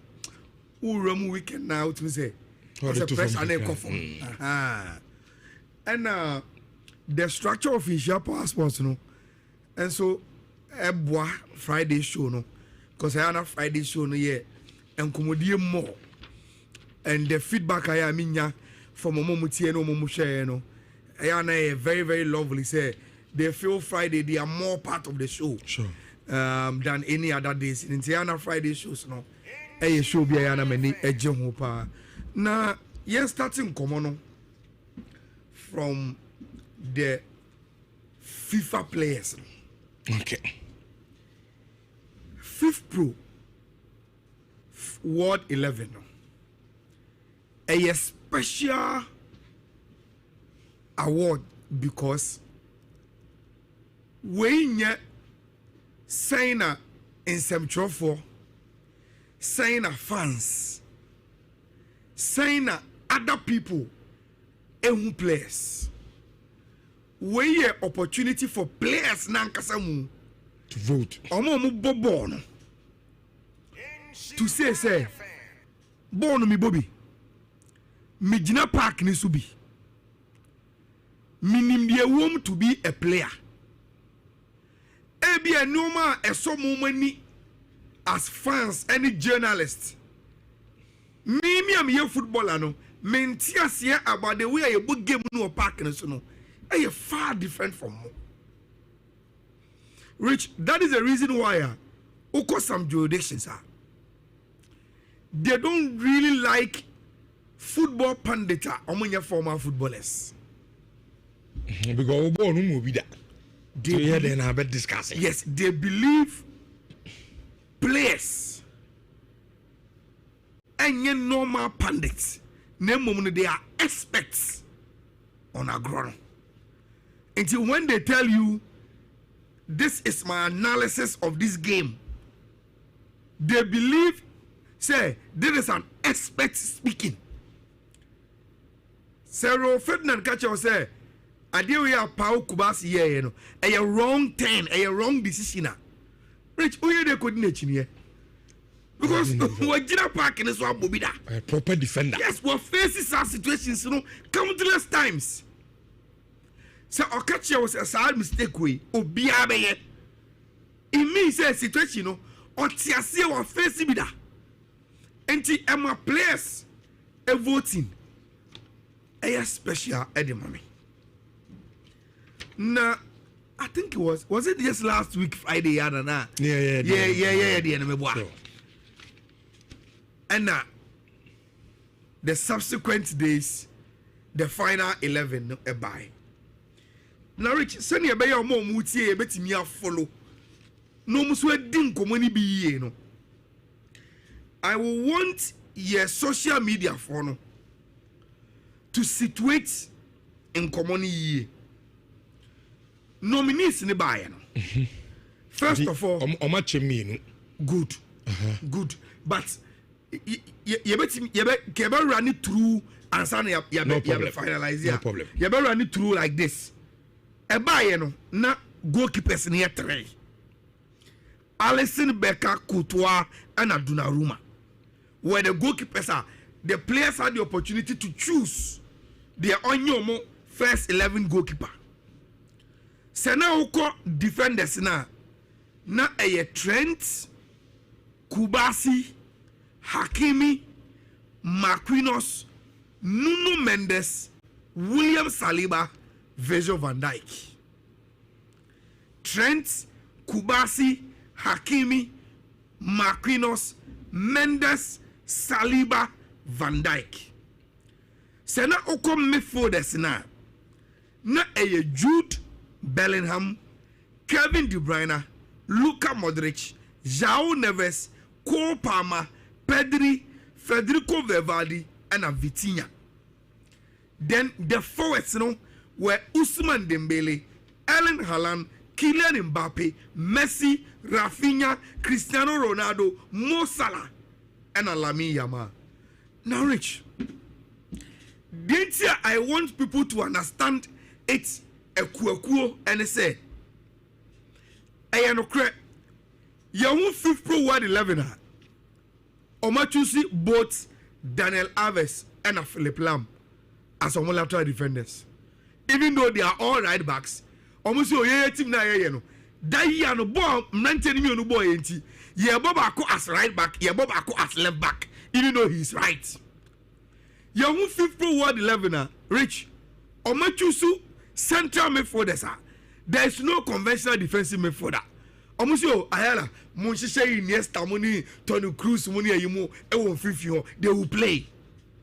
Enti even though ya chicha de anima kuokuo no Rich, they've voted in a way omo compile vote in the first 11. They've beat a lot of conventions.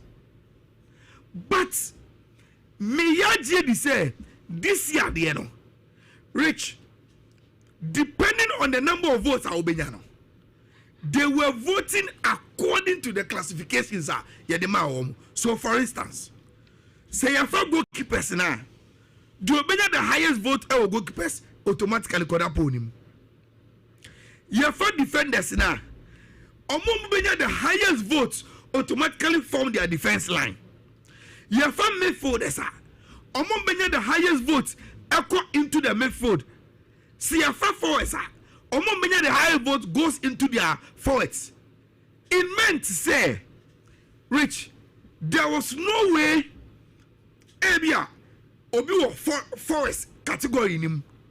When your votes be brave, then we say, oh, then can we compromise? Near for the Paco and come midfielders near for shit. But Rich, if that is the case, then Obi Busa say, under normal circumstances, see a football, Sanke a number 2, number 3, 4, and 5, mewa. Yeah. And so much you saw first 11, they choose only 3 defenders. Is it 4? Huh? Yes. Only 3. They chose only 3 defenders. So how can you then convince me in any argument? Say, for instance, they couldn't have chosen Rafinha as a number 10 of the team. And as a number 10 meant, then Rafinha will go into the midfield. But that is how they chose to vote. Rich, Omuri, not this was the first 11. Goalkeeper Donnarumma, a back 3 of Ashraf Hakimi, Nuno Mendes, Virgil van Dijk. Then midfielders, Jude Bellingham, Pedri, Vitinha, and Cole Palmer. Then any more 3, Lamine Yamal, Ousmane Dembele, Kylian Mbappe. Rich. So all the first 11 way, to the minimum you agree na there are a lot of differences. Goalkeeper, they went with ours. 2 and 3, they went with Nhyira. I remember you 4 and 5 from had Van Dijk. Sure. But they chose Van Dijk was enough. Only Ashraf Hakimi and Mendes, defenders near. It's Rich, Kubasi, Trent, Marquinhos, William Saliba. Honestly, they don't deserve to be in the first 11 of 5th Pro. Even though they could have put in 1 additional defender, it is okay. I disagree. Especially Obi to say Marquinhos, a player, the Paris Saint-Germain, GBA also GBA. GBA, William Saliba. He was the captain of the team. The performance for the Arsenal. Leadership. Yes, Saliba. Rich. Unim. I think so. In the past 5 years, Rich, players be a lasting memory in the minds of the players. And some other sorry can say, who is the best entire backer? They will vote Van Dijk. So you supporters in Kwa? No, even the players. Yes, they believe some names be as or memories. Say Unsia Van Dijk. And I will tell you, if you meet him, Rich, modern day nay. I think after Sergio Ramos, he is becoming the complete centre back. Obia dream team. Ne bona or born in height, ne leadership, ne imposing figure, ne physicality, ne aggression, ne reading of the game. Just say, oh bibia. And your people say, when players meet him, now Kobusa and say, who is your toughest defender? Rich, he comes to mind. They always mention his name. Now, Rich, midfield horn. In my opinion, there are two players I don't think they should have been there. Jude Bellingham and Cole Palmer. I don't think, say, in the year under retrospect, they did enough to be in the FIFA World 11. No. Cole Palmer, and that is all. FIFA Club World Cup. That is all. And no enough. No. Rich, you bought proper season, you Azana.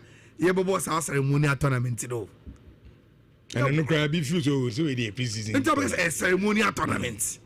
You bought proper season, you had players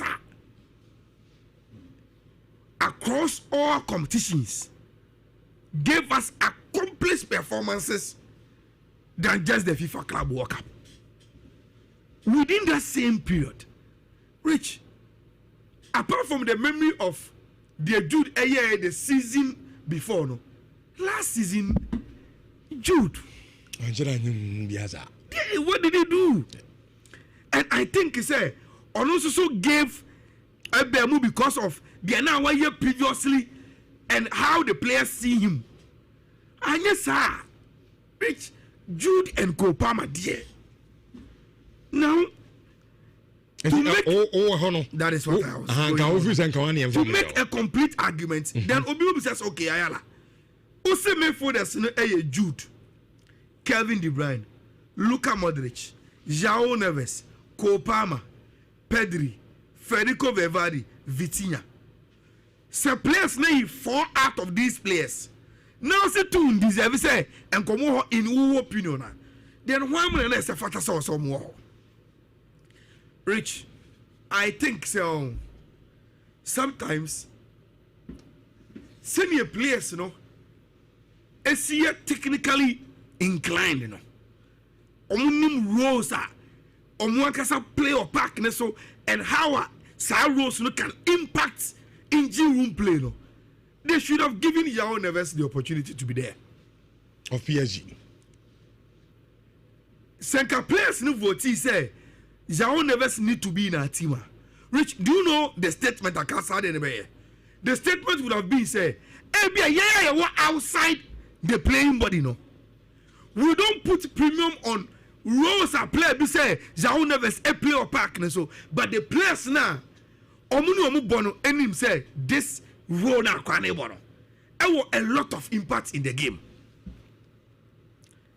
Then Rich, I still think say also the way forwards, not a lot of competition war now. They should have pushed one of those players into a number 10 in the team.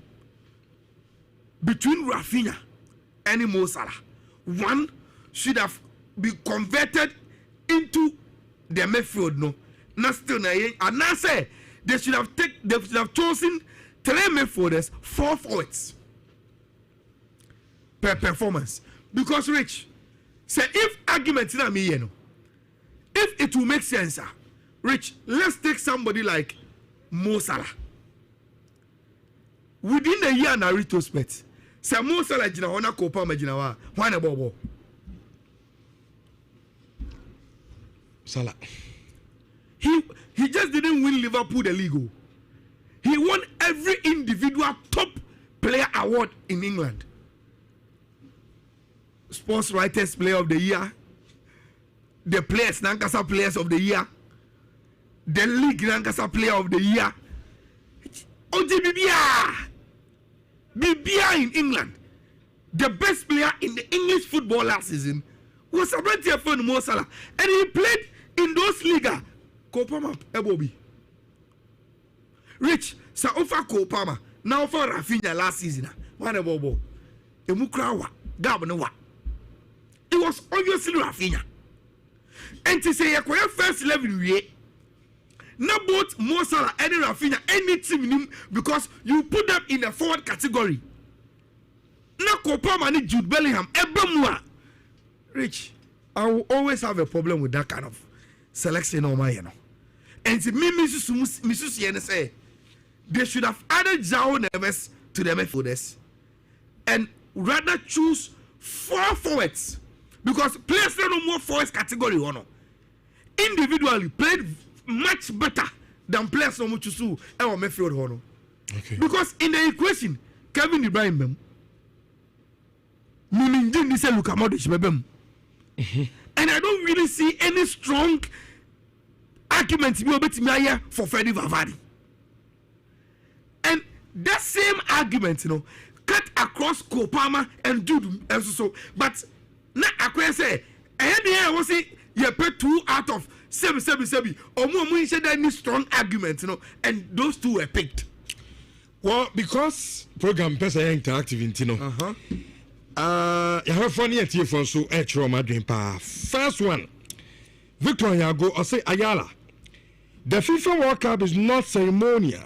It was a 32 club tournament, which is more competitive than the former Club World Cup. He, Kopama, won the Conference League. He led Chelsea to the top 4. So no, nyading back. So one. Omomu trophy no makojina I more my world best no. Ceremonial. FIFA Club World Cup since its inception is a ceremonial tournament. And Chelsea, 32 clubs. And Chelsea winning here no. And they be redefining competition no.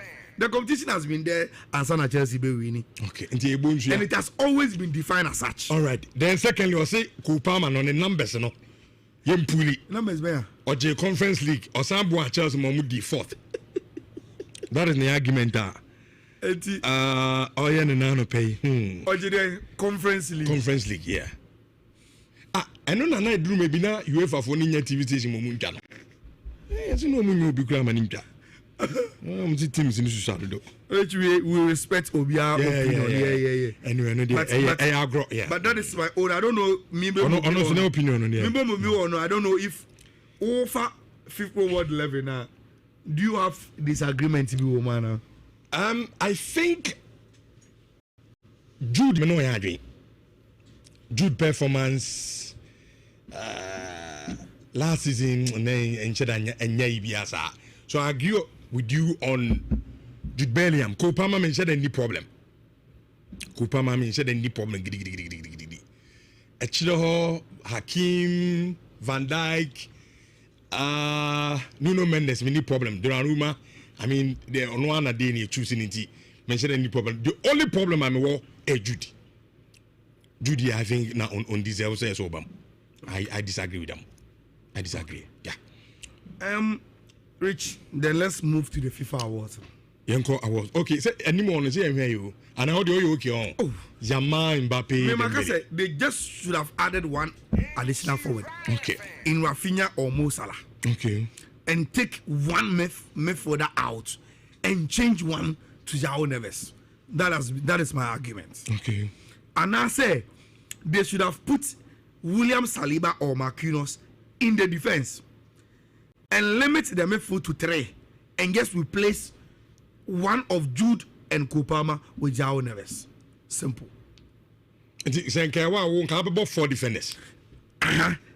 Me, ideally, I'll play 4 forwards. 4 mumu anymore. Yes. No, Chennai 3. No, Chennai the same. Okay. No, you one midfielder baako. Then I'm saying say. So no probably will be number 10. Both Jude and Kopama don't deserve it. Our list in the moment, and I will take them out. Bring in Israel Neves. If I still have to choose from the midfield category, I will bring Onono there and rather play 4 forwards. Add Rafinha or Salah to the forwards. It's as simple as that. Okay. So that is how Nkame may Now, Rich. Ed, 50-10, I'll say FIFA regard the FIFA Club World Cup at the same level as the International World Cup. Until you see it's as such, you continue to make such arrangement. Imagine if Kopama won the World Cup with England. World Cup? Yeah. I say imagine Senka Kopama every need a World Cup with England. The World Cup proper. The proper one. No World Cup proper. Now why not go to FIFA Club World Cup? Anyway, that's your opinion. Maybe you to the FIFA nominees now. Say, oh, started from Memana. Aye. Okay, it started from Memana. Okay. Yes, started from. I think a man the end day only 2, and me giri say it this year can want some. Okay, which is Omu coach of the year and the best player. Best player, okay. And he started from a man coach. Okay. But Mami Masa preamble. Rich, there are many times FIFA awards a winners are different from the Ballon d'Or awards. And the simple reason why SSR and say the criteria and the voting college, are different. And for instance, last year, see, Ballon d'Or the end comma Rodri, and FIFA the end comma Vinicius Junior. Because Ballon d'Or is voted for by the technical study group and journalists. But the FIFA Best Awards, is voted for by member association captains and coaches and the FIFA study group. Okay. And see, the voting college, is different. And once the voting college is different, Obiani is choice. And see, I am expecting, the best I can say, I am expecting some few changes. So they compare Ballon d'Or winners now. Okay. And that is where I'll start from. Now, Rich, a man coach, say over the Ballon d'Or, England, our national team coach, Mbano, won it. Make us say in a workman. And we need because of the England, Ekoje, a man Euros. O deserve so winning. For me, the strongest opposition was my friend Rennie Slegler. Slegers because Arsenal from nowhere won a Man Champions League. And the entire me keep my principle say, Sankami will vote. I will vote for Rennie Slegers and say, Rich, dear Serena Woodman, Eddie England man here, they were already defending champions of the Emani European Championship. So it wasn't as if say they were the reigning champions. And then the man is standing out. I'm not underrating again our here. Okay. But I'm saying she won with a team that has already shown they can win. But Rennie in the end of the day, Rich, today, in Emma football, it has been Barca, Lyon, Chelsea. Baby, I want the Arsenal money free. Or don't be Champions League, Rich, on any proper upsets. Proper one. I just hope say a beer because me say on only workman it deserves some level of recognition. Say workman a Jeep Ballon d'Or na René FIFA the mami. Okay. Kama kuma beto me yempa. All right. But Rich, I can't say same for a man women's player of the year. No. Chabo Martin and Jay. And she will win it again. Look. Or the Barcelona man who Champions League final, Arsenal Shen. Or the Spain man who echo European Championship final, England Shen. But Rich, players Nankasa. In the 5th Pro World 11, Emani Dieno. She had the highest vote. Rich, about money football now. It is so obvious. Aitana Bomate is the best player for Mano. So why not Alisa Russo of Arsenal? Because on also got the Arsenal team and the English team. And the English team. Yes, on the before the voting for the Ballon d'Or. No me jina heya. And I'm catching say a argument of Ekosi saying and the ultimate G in then Russo will stand a chance. But Rich, a man voting went purely to Johnny Bonable and forgot about the Ekosi saying. That is why Bomate won. And I'm saying, say, look, okay, say, yes, say, probably we may see changes from the Ballon d'Or. Rich, it is very, very unlikely. But if it's answer, then people will appreciate, say, oh, they are the England, any Arsenal team in the year, no. FIFA voting are recognizing as such. But it will be difficult. Okay. Yeah, move to and let's start from the coach. Okay. I have one court and Quebec's objection. And Rich, my name say only maybe I agree on this observation. Argentina. A man who coaches. Rich, why Anna Young Inzaghi? Oh, Inter. Adentia. Because when we need Champions League in Indiana. Oh, na said there's only one coach who win Champions League. No. Yeah. No, maybe I'm the man doing Casa. Say the Anudina escape or man as a day. Because okay. Or final no at was I think 2 or 3. Oh dear, ye previous one in free. Now you for the year under retrospect in Ngwa. Rich. Ediana Mikel Arteta, Inzaghi. Because Arteta finished second in the English Premier League and went to the semi-finals of the Champions League. And you would think finishing second in the Premier League and semi-final, Eddie Arteta Bawa. Inzaghi finished second in the Serie A and played in the finals of the Champions League. So why is he not there?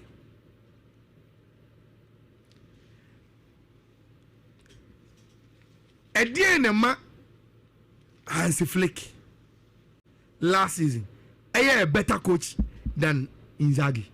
Ediana man, a better coach. Spanish League na win here na.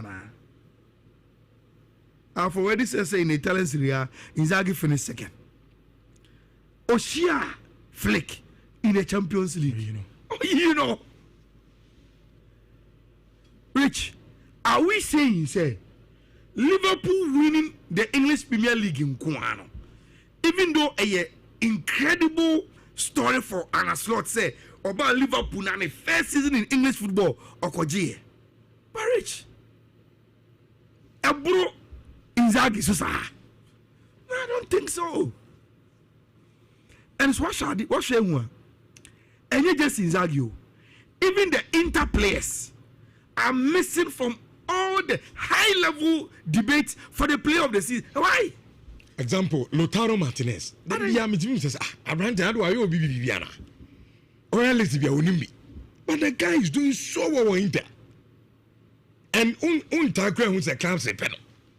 With a kind of striker or you know. Rich. This is a club see our best striker goes in. My man follow Lautaro Martinez.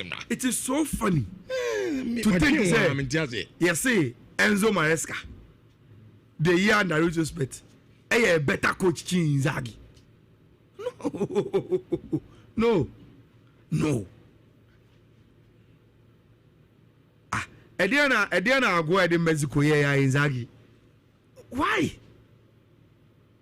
Rich for me. Luis Enrique Friwa. Inzaghi should come. And Sana any other mention Biaba. And it is so unfair to him.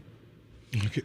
But it's obvious Luis Enrique should be the FIFA best coach. All them say obvious. It's obvious. From there you go to the goalkeeper. It's obvious Donnarumma should be there. Okay. He should win it. Now to the best player. Memano. Yes, I will. You bet me at about 3 then. Yes, I will do him. I predicted you bet me win. Ousmane Dembele, Achraf Hakimi, Harry Kane, Kylian Mbappe, Nuno Mendes, Cole Palmer, Pedri, Rafinha, Mohamed Salah, Vitinha, Lamine Yamal. Rich. And you easy. But I think say for Ousmane Dembele and Lamine Yamal, obvious they will make it to the short list again. Now, I am torn between Rafinha and Mo Salah to join the 3 short list now. Rich, even though I may choose Rafinha, but Mamin Kansi Sudia say, any easy decision. Because Mo Salah is very, very close. I'm telling you. I'm sure I have one year for anyone na Eddie Jumedino, yet the best FIFA men's player 2025 nominees, yet they are to YouTube. Exercise the person in such a way say, but you will laugh free, and then they will feel say, or no, eventually being as the winner.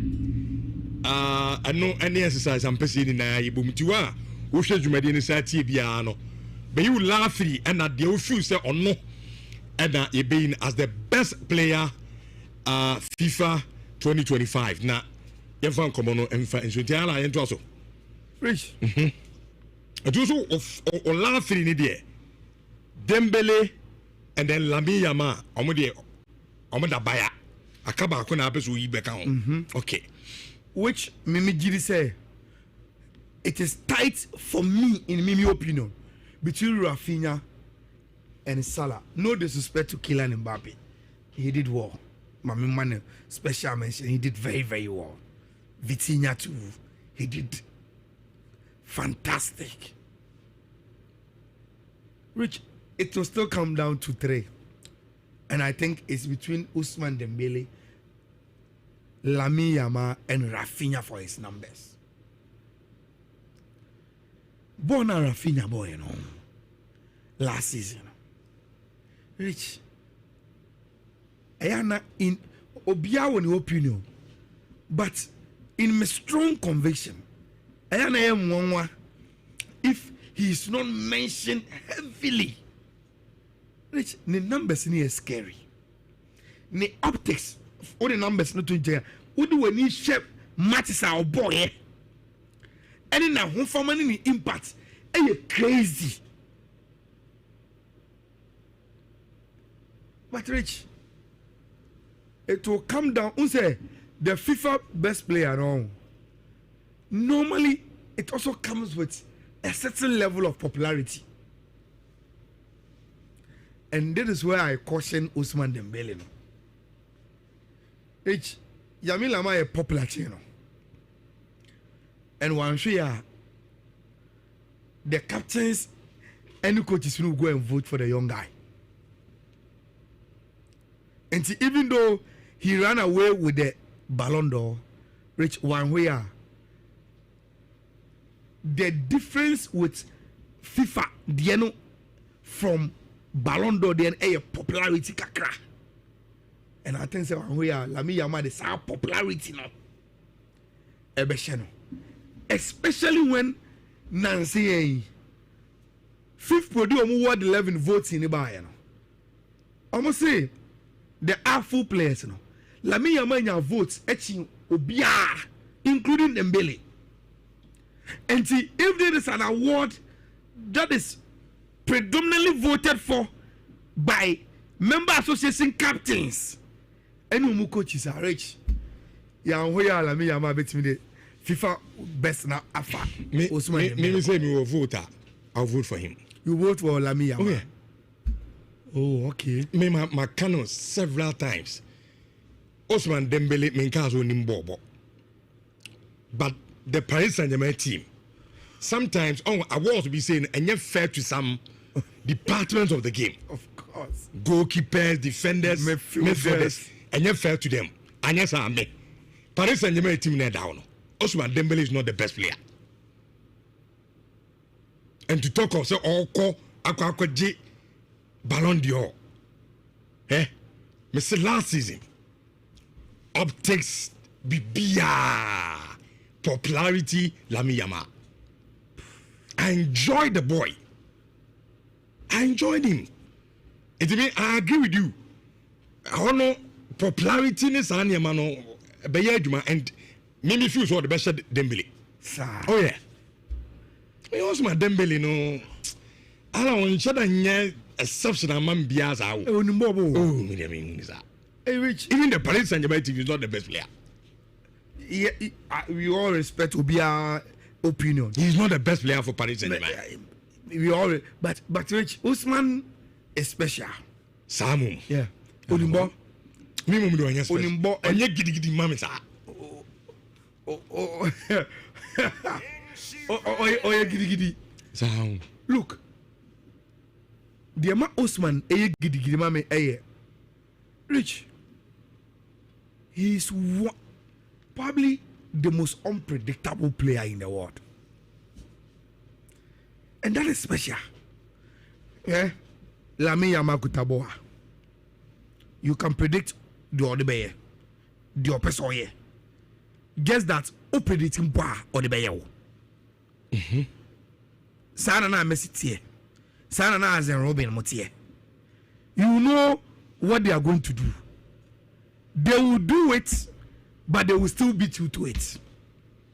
But Rich, Usman, Sebon Kutana, you don't know what he will do with the ball. And the entire and say, Rich, what he can do with the left, he can equally do with the right. And on one kasa Usman Dembele mpo, Ejitum say sometimes how unpredictable or it is not only to the opponent but to Onankasa himself. Okay, and that makes him special. That makes him special for me. And I think it will go to Dembele, Lamine Yamal, Rafinha. But say if the final one, last season the NB where we had two different players winning the Ballon d'Or and if anyone. Okay. Yabefie na yabedifie command but my messages are there ban kakra. Na yentu adwumade no so insha 104.5 Freddy Kanza. I say I'm not sure because he's a Man United fan. That's why I'm United. Say me masam no organo. Also on your shock. Say me ka say Lamine Yamal should win. And Lamine Yamal Man U. So also me a Man U fan. So what is the link of Man U? I don't know the person but ebi Abrantes or Obesan because me link Lamine Yamal and Man U there link me no. No, me masam no okay. Me tiasie. So what's more can you say we Man U ni? So what is Man U's link with Lamine Yamal and Tia? Why bias to Lamine Yamal because you're a Man U fan? Me say me who link no. Benjamin Abbey 94-99. Also Nuno Mendes and Vitinha won the Nations League and the Champions League, the Friend League, and you are mentioning Lamine Yamal. And Nanameka say, hey, football sometimes and you're fair to some departments of the game, goalkeeper, defenders, on Kanyasa. How the players are branding, Obi to say Nuno Mendes. boy Branton boy pa as a defender. But Rich, but you be where the Dembele money adi nebu. But Rich, you see, it is true. Say a fact. Say Omo winning the UEFA Nations League. But UEFA Nations League is not also a major tournament. No. Just a ceremonial friendly. And a UEFA for no are shaping into a tournament. A granny grounds there, but yes, winning it adds to your CV. A fact. See what we need, but for me, DJ Soko the chat to Krana fe yen start your discussions no fee. I say we all day here. Kopama will win it. And Ayala will come and talk about it and say Kopama don't deserve it. All right. I know na yedi so na yabefi e de efi nkomo atwamo so media mamo. Nye Kopama nko a. Say ye da so ye na say Vitinha winia. Obi ba ka so on deserve it. Say ye da so ye na ka say player bempo. Any other player apart from the who say also winia. You come and say he doesn't deserve it. And then you go Pamankwa. Okay. All right. Yemefia na yento I can down so proud to the super class eba so kwesiada at the Accra Sports Stadium 4 p.m. And now you share the back line of both teams, Kotoko and then Hasefuk. And you move it to the engine room. So the Anna football terms, you can't know. Yes, football now you in the team no ebejina ya. And a engine room is your midfield. I'm going to chase a game no. Obey me a winnie and now say Ube Luchwa. Eti yepese here the midfield of the two teams, both Hasefuk and Kumase Asante Kotoko. Now that yala before Bebem Grano, and now your boy came to voice Bia. Now I can't no catch and rant and say, top 4 the timing was wrong. Because now Kotoko bomb matches be binti. Now the players know Oma Brebrekaka. And a man has a deal munkuyoha, a man supporters no cry. But this time, the timing is right. Because Kotoko arrested ye league and so I must start you on my day call a yakra. Na come on, na no mission here bakope to go and beat Hasefuk. And yes, almost do also almost conquer no. Almost konoma koche Hasefuk. Na no kwame operado customer for the man Hasefuk etiano Can you to nekasano? Okay, any Richard is a mutnasia. Momo we man say and yet Yenso Hasefuk no. The candidate comes to any operado. The most important thing is to go out there respecting your opponent. But when we get onto the pitch, you put all of that aside. We all fight for the dream. Although 477 from a top to down, but when we descend onto the pitch, there's a lot that is at stake. So everybody will fight for it. As we speak, okay, and I know you're coming up, Parado. And I'll say, what did they come to Nekoto for Nekan Kasomo Bankai? Ababe Shomuna. Asamba Kupano Bakachiko team no. First of all, I respect or more respect the Makotoko team no, because Kotoko is big. But on the photo play ni die, omu say omu what it takes Yami Adama Kosiada, Omeshi Kumasi Asante Noma claiming all the maximum 3 points at the Accra Sports Stadium. And no, and leading to your discussion so no engine room of the two teams, Hasefuk, Kumasi Asante Kotoko.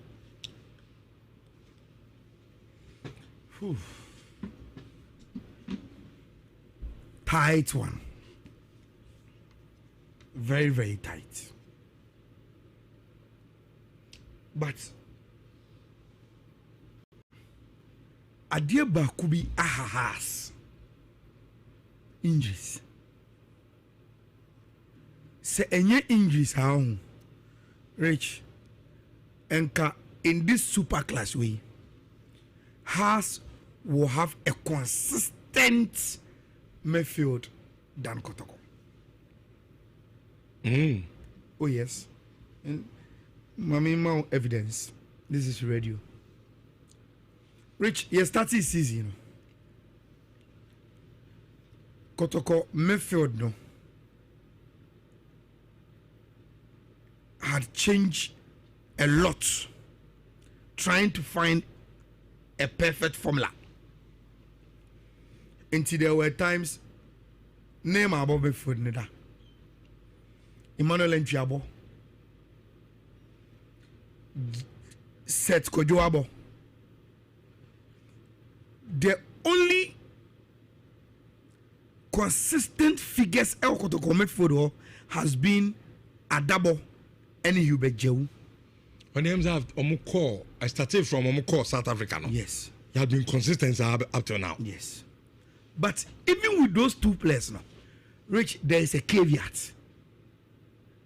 Hubejewu, because the guy has shown as a born on Nimbo and found only baby out in the Jinanintino. Rich, you didn't jina hane, a decade nekujina, a decade nekujina, and Hubejewu, wabo 8, wabo 10, wabo 7.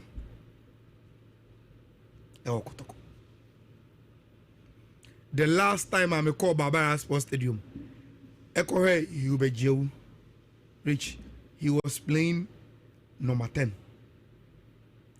Because na Adabo, NSS Kojo, Ejanechi assist and 8. Before I give you the last time I called Barbara because Hubejewu was playing as a number 7. Makwako Hubejewu, because there was a place for either Neymar and I say Emmanuel entry in the midfield. No about number 8 with Adabo as number 6. The two constant players Okotoko are almost all their games say any prime ya or my permanent features I Adabo the number 6 role no any Hubejewu he has ever been present in the Kotoko midfield. They are Canadian entry Bobo Kakra, name Bobo Kakra, said Kojo Bobo Kakra. But Rich, say Michelle Kotoko no mobile against Karela na. They are not going to change their midfield against us. And if they don't change, what I mean, and they say the Kotoko midfield no, Ebeye Adabo as number 6, Seth Kojo as number 8, Hubejewu as number 10. That is going to be Kotoko's midfield for the Super Clash. Unless it be BBC. Now let's speak to us. Sir, Madika can just say any injury, Haas would have had the most consistent midfield. Because Rich, Edru maybe, na other sorry mpa. You can mention 3 players Haas midfield on Bebo. Karim, Raphael Amponsa, Hussein. They were permanent features. Omunim so mbabo. Obi obabeka omuamu mabobia whether Paako or whoever, Esubonten, Wayo, the obabeka mubiano, they didn't mind because some conforming me and some abodin, you know, Rich, they were growing a certain chemistry. And it's all the Paako Beshema, they don't have a problem. Or the Rocky Jamna Beshema, they don't have a problem. Or the Esubontimbo, or the Wayoba, or the Babaka Mubiano, they never had a problem because 3 players needed, they were there.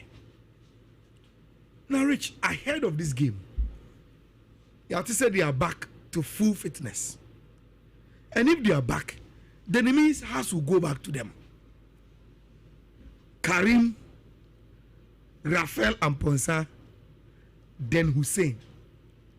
But, Rich, tactically, and I explained it on the tactical about the last time when Mekato said, I wanted to break down how they did Ebo. Rich, this season, Didi asked Tiki to play 4 midfielders in every game. Trouble for 4-2. 4 midfielders. Enti Sakarimba, Raphael Amponsaba, now Hussein or order. Expect Didi to add other Paako, Rocky Jamna, or 1 additional midfielder to the team. I think say Didi Susu say has him now better here. On suddenly firepower, and when him want to score goals. Name no, or a lot of midfielders are. Or more great, or more tenacity, or more near den.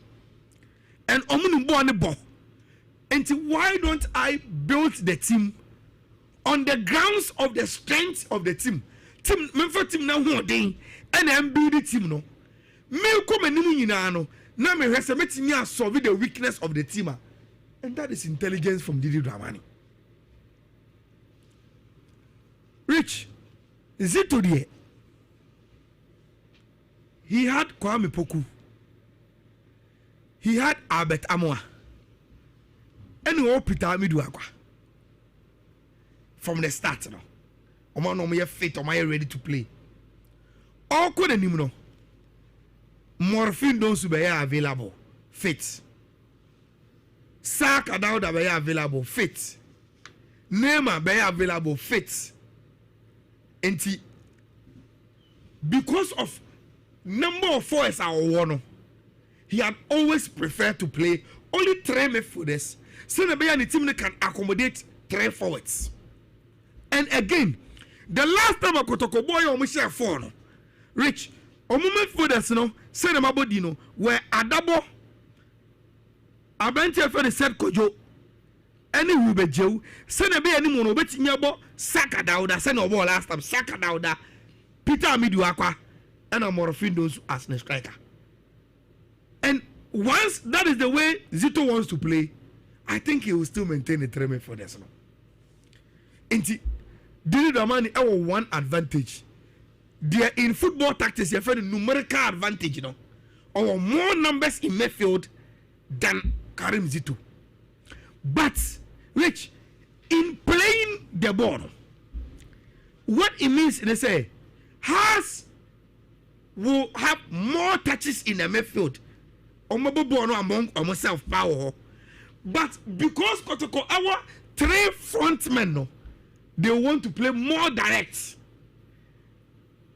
Enti Haas jibo no obeso obo fifi but Kotoko jibo na obeso bo no edu omani mo for no on them. That is going to be the difference. So Kotoko will be playing more direct football. Haas will want to play more of possessive football. Enti within the 2 stars, no, when and about to attend a uncle. Now, Rich, say the no yeah. Adabo, Seth Kojo, Hubert Jou, Karim, Rafael Amponsa, Hussein, then say Paco. Say a case, yenye, ye combine midfield for Kotoko and Hasa. The question is, why in a building? Rich, based on the minimum this season, our midfield consistency, the number of games on my ball, how good am I? Rich, Semekase mutual so 4 midfielders, a combined Kotoko Hasa. Rich, I have Kotoko player I'll open in the room. It's Joe. Yes. Joe Vitinha. Because sitting right in front of the defense will be Karim. Adabo on convince was at home. I think Makada may say Adabo, what he is suffering from, the intimate is suffering. And yes, Onimbo Papa. But it takes time to be appreciated at Kotoko, especially so was our Rona, because Rich Anya Shekwano, they don't go back. Omuko Mechiya. They have Blay and Agadas. And that is their standard. And it's how Bana said, it has to take you time to build to that level now. We'll begin in Obianche. And it's over. Intimate. Rich, the first season, you know. Na Obobo Kwana Kotokophobia bufu. And it was like Obejina Boni Mumpo. But for who say Edumrebi, he obviously became the best midfielder in Kotoko. And for me, see, I'm friend of Blasters.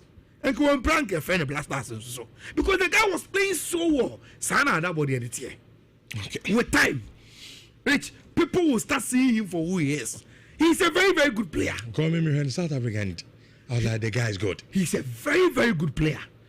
But Uber in terms of standards now, you will not fit in. Into which, that is it. Okay. Karim was set. This season, all rich. Karim don't know.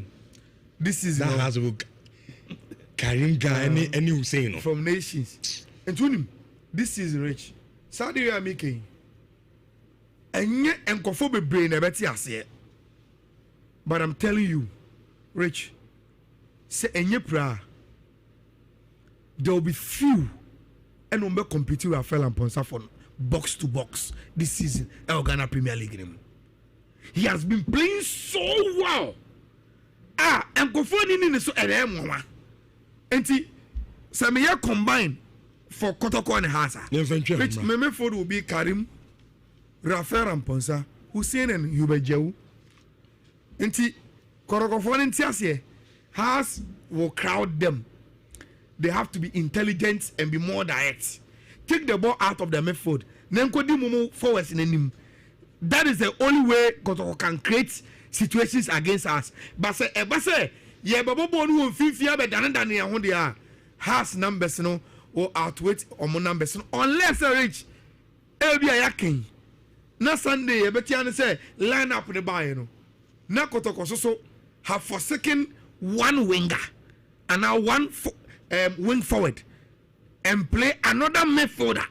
So they can match us in numbers. Say yes, okay. Half will have more possession, play it among themselves. Whilst Kotoko will play more direct football. Our Sunday game now, Baby Rich. Sunday we are playing. No, they are transporting them. I don't know. Na nyamiya duma bro nyawe. Yabako takrade. Tadi. And as I say, the fifi. I'm say fifi. So on any fee. Fifi in Honti. Also, I'm street carnival in Yezu. Hey, Sa takrade carnival no. Fatilo code. I think right now that is the best in the country. Ja. Nkobi da. But obi o me bia wa kobi da bia ba no ka the experience ni jira to basa and it's one of the best in the world. Kai enti afi Bonva stores say odi nipa be free Kumasi. Oh sir, edi be free Nkan ni atena base me Takrade na started from the 24th now ko we 28th. Oh nice, we in full package. Oh nice, okwa baby abeda. Just for that carnival. For the carnival. Wow. We also Kobe that. When Kobe. I'll take the opportunity. Yeah. Who's a fatilo Kobino? With the videos, the picture, I was like, this is crazy. I'm on for a kind of fatilo Subino. You have to be part of it. Okay, some years of experience. Enti, Yamia Bonva stores say, apart from so the amount for 2 pints, a crab routine no. Sometimes, Mummy Shabro from the Kaka. So, yen change environment. So, where the Brunya Ukumasis are this time for more tardy. Kojuani, so the carnival. Oh, and yasem kitokra. Yabako at the Bushia, a beach. Yabako baby, a full package. Bass out the Bako, or and can I bet me a Kobe Kumasa for bet me a cabby. Now, I must say, Brutia from Mokao. Ebiana fra Bruchaba. I will be Brunya. Now, baby, I was so could be out to bet me.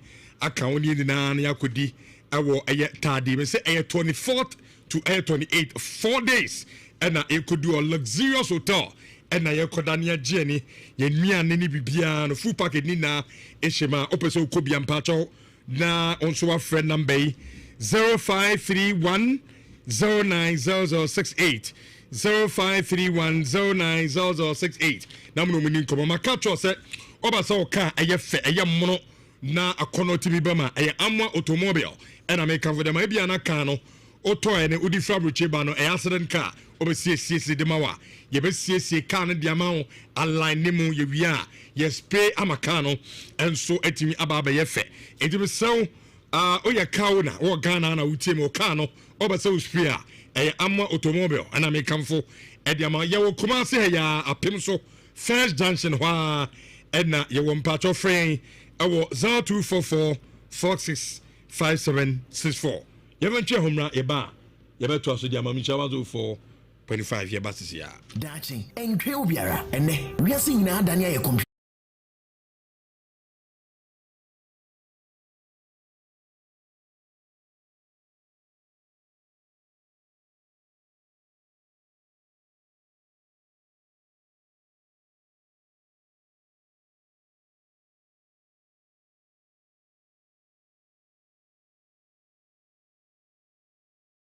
yes, football na yɛbɔ ni nyinaa sɛ team no ɛbɛgyina yi a ha ɛna ɛkyerɛ injury room is your midfield ɔmo na ɛkyerɛ sɛ game no obɛtumi awini anaasɛ obɛlutu a eti yɛpɛ sɛ ɛhwɛ the midfield of the two teams, you know, both Hasefolk and Kumase Asante Kotoko.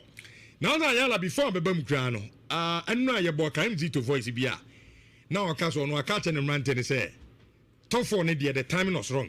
Because now Kotoko bomb matches bebree binti na as players no oma brebre kakra and the man has edi omunku yo ha e man supporters no cry but this time the timing is right because Kotoko arrest ye league no so ama start yi omade ko Accra na ko mo ko Accra ni na no mission here ba ko pe to go and beat Hasefolk enye so mo ko do so omo ko nkran no omo ko no ma ko che Hasefolk na Kwame Oparado customer for the Hasefolk eti ya no Time to nekasa no. Okay, ene Richard we some tenasia. Momo we man say. Ene yenso Hasefolk no. The can dey chere time to eni Oparado. The most important thing is to go out there respecting your opponent. But when we get onto the pitch, you put all of that aside. We all fight for the dream.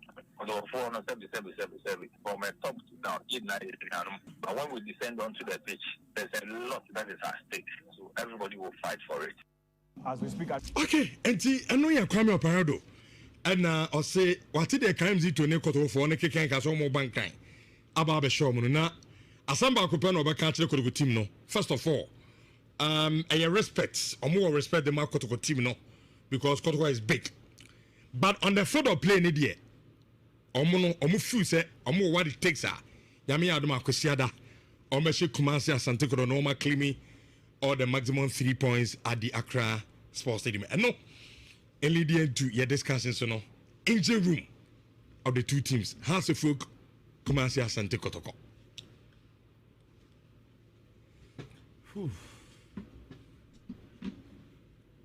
Tight one. Very, very tight. But adeɛ baako bi ahahas injuries. Sɛ ɛnyɛ injuries ha ho, Rich, enka in this super class way, Haas will have a consistent midfield than Kotoko. Oh yes. And Mama evidence. This is radio. Rich, you started season. Kotoko midfield no had changed a lot, trying to find a perfect formula. Until there were times name about midfield neda. Emmanuel Nchiabo, Seth Kojoabo. The only consistent figures El Kotoko midfield has been Adabo and Hubert Jehu. When names have Omuko, I started from Omuko, South Africa. No? Yes. You have been consistent up to now. Yes.